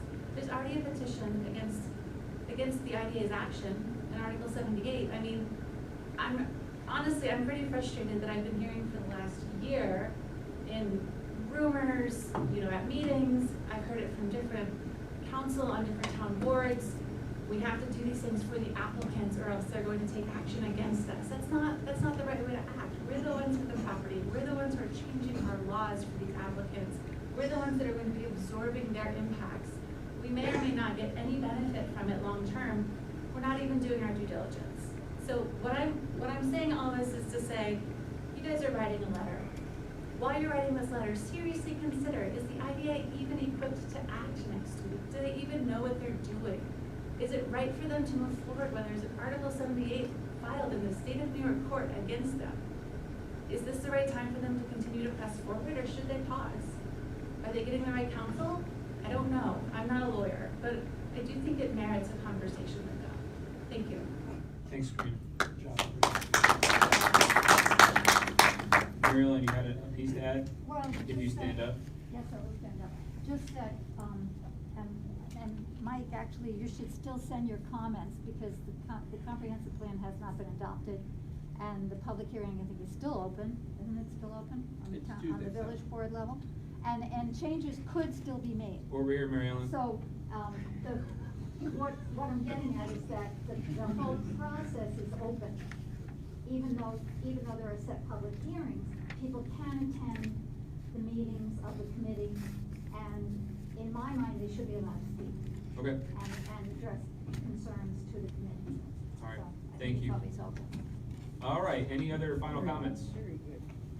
Thank you all for bearing with us. It's coming on 2.5 hours, over 2.5 hours now. That's good. All right, for good and welfare, this is a time in the meeting where we'll go around to all the council members if they have anything in the community or anything personally to add as a notation. I have one thing, but we'll start with Councilwoman Mello. No, I think we addressed a lot of things. Moving forward. Councilwoman Voss. Happy with the flow of the meeting, thank you. Deputy Supervisor Feller. A week from Monday night, Valley Central girls are playing Monroe Woodbury. Good game. Monroe Woodbury girls are undefeated, we're 7-1, so go out and support you if we're not at a meeting. It's a meeting? 6:30, Valley Central High School. They got a good group of girls and boys, but the girls are particularly good. Councilwoman Brown. So, I don't really know what I'm supposed to say, but, I do like the way that my first meeting went. I was kind of nervous to sit up here in front of all you guys, because a lot of people were like, "We're really counting on you," and I do like how the meeting went. For those of you that don't know, I really hit the ground running hard right after the election. I spent a lot of time in town hall. This morning, we went to the highway department, we've met with the highway department, we've met with several departments, whether I met on my own with them or I've met them with, Mr. Feller. I don't know what title to give you, so I'm just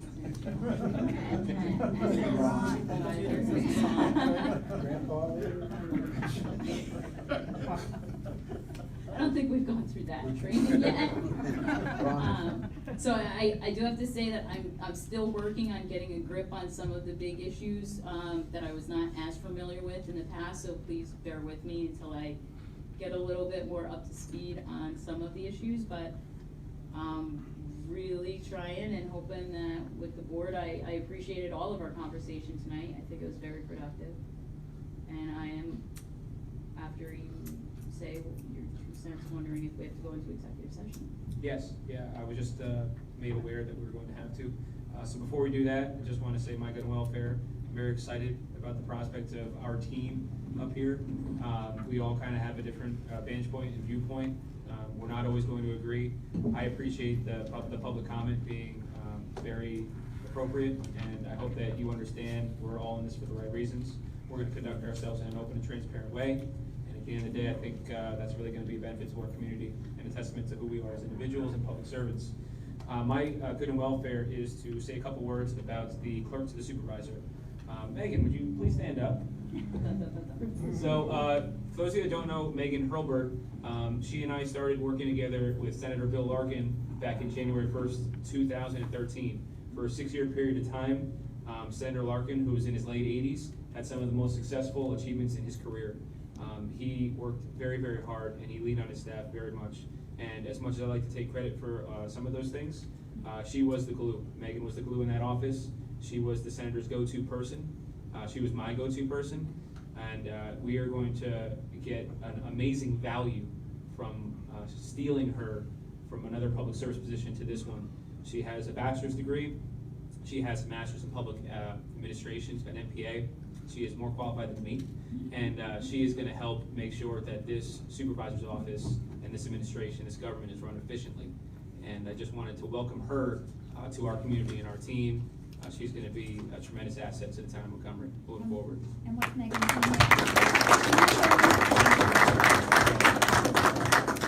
She's also a mother of two. Oh, my goodness. Yeah, she's a rock star. All right, we need to make a motion to go into an executive session. Our attorney, can you give us the proper verbiage for that motion, please? We'll go into executive session to confer with counsel regarding pending litigation and other matters. Pending litigation and other matters, and we can be that vague. Or the other matters, yes. To confer with counsel, yes. Okay. Would anyone like to make that motion? I'll make it. Second. I'll second. All in favor? Aye. Any opposed? Any abstaining? Motion carried.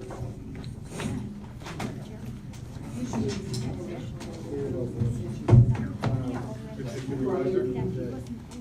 Mr. Supervisor? Yes. You just advised the public. Okay, there won't be any motions made for the knowledge of the public. We're gonna adjourn, reconvene back in here and adjourn the meeting in a few minutes.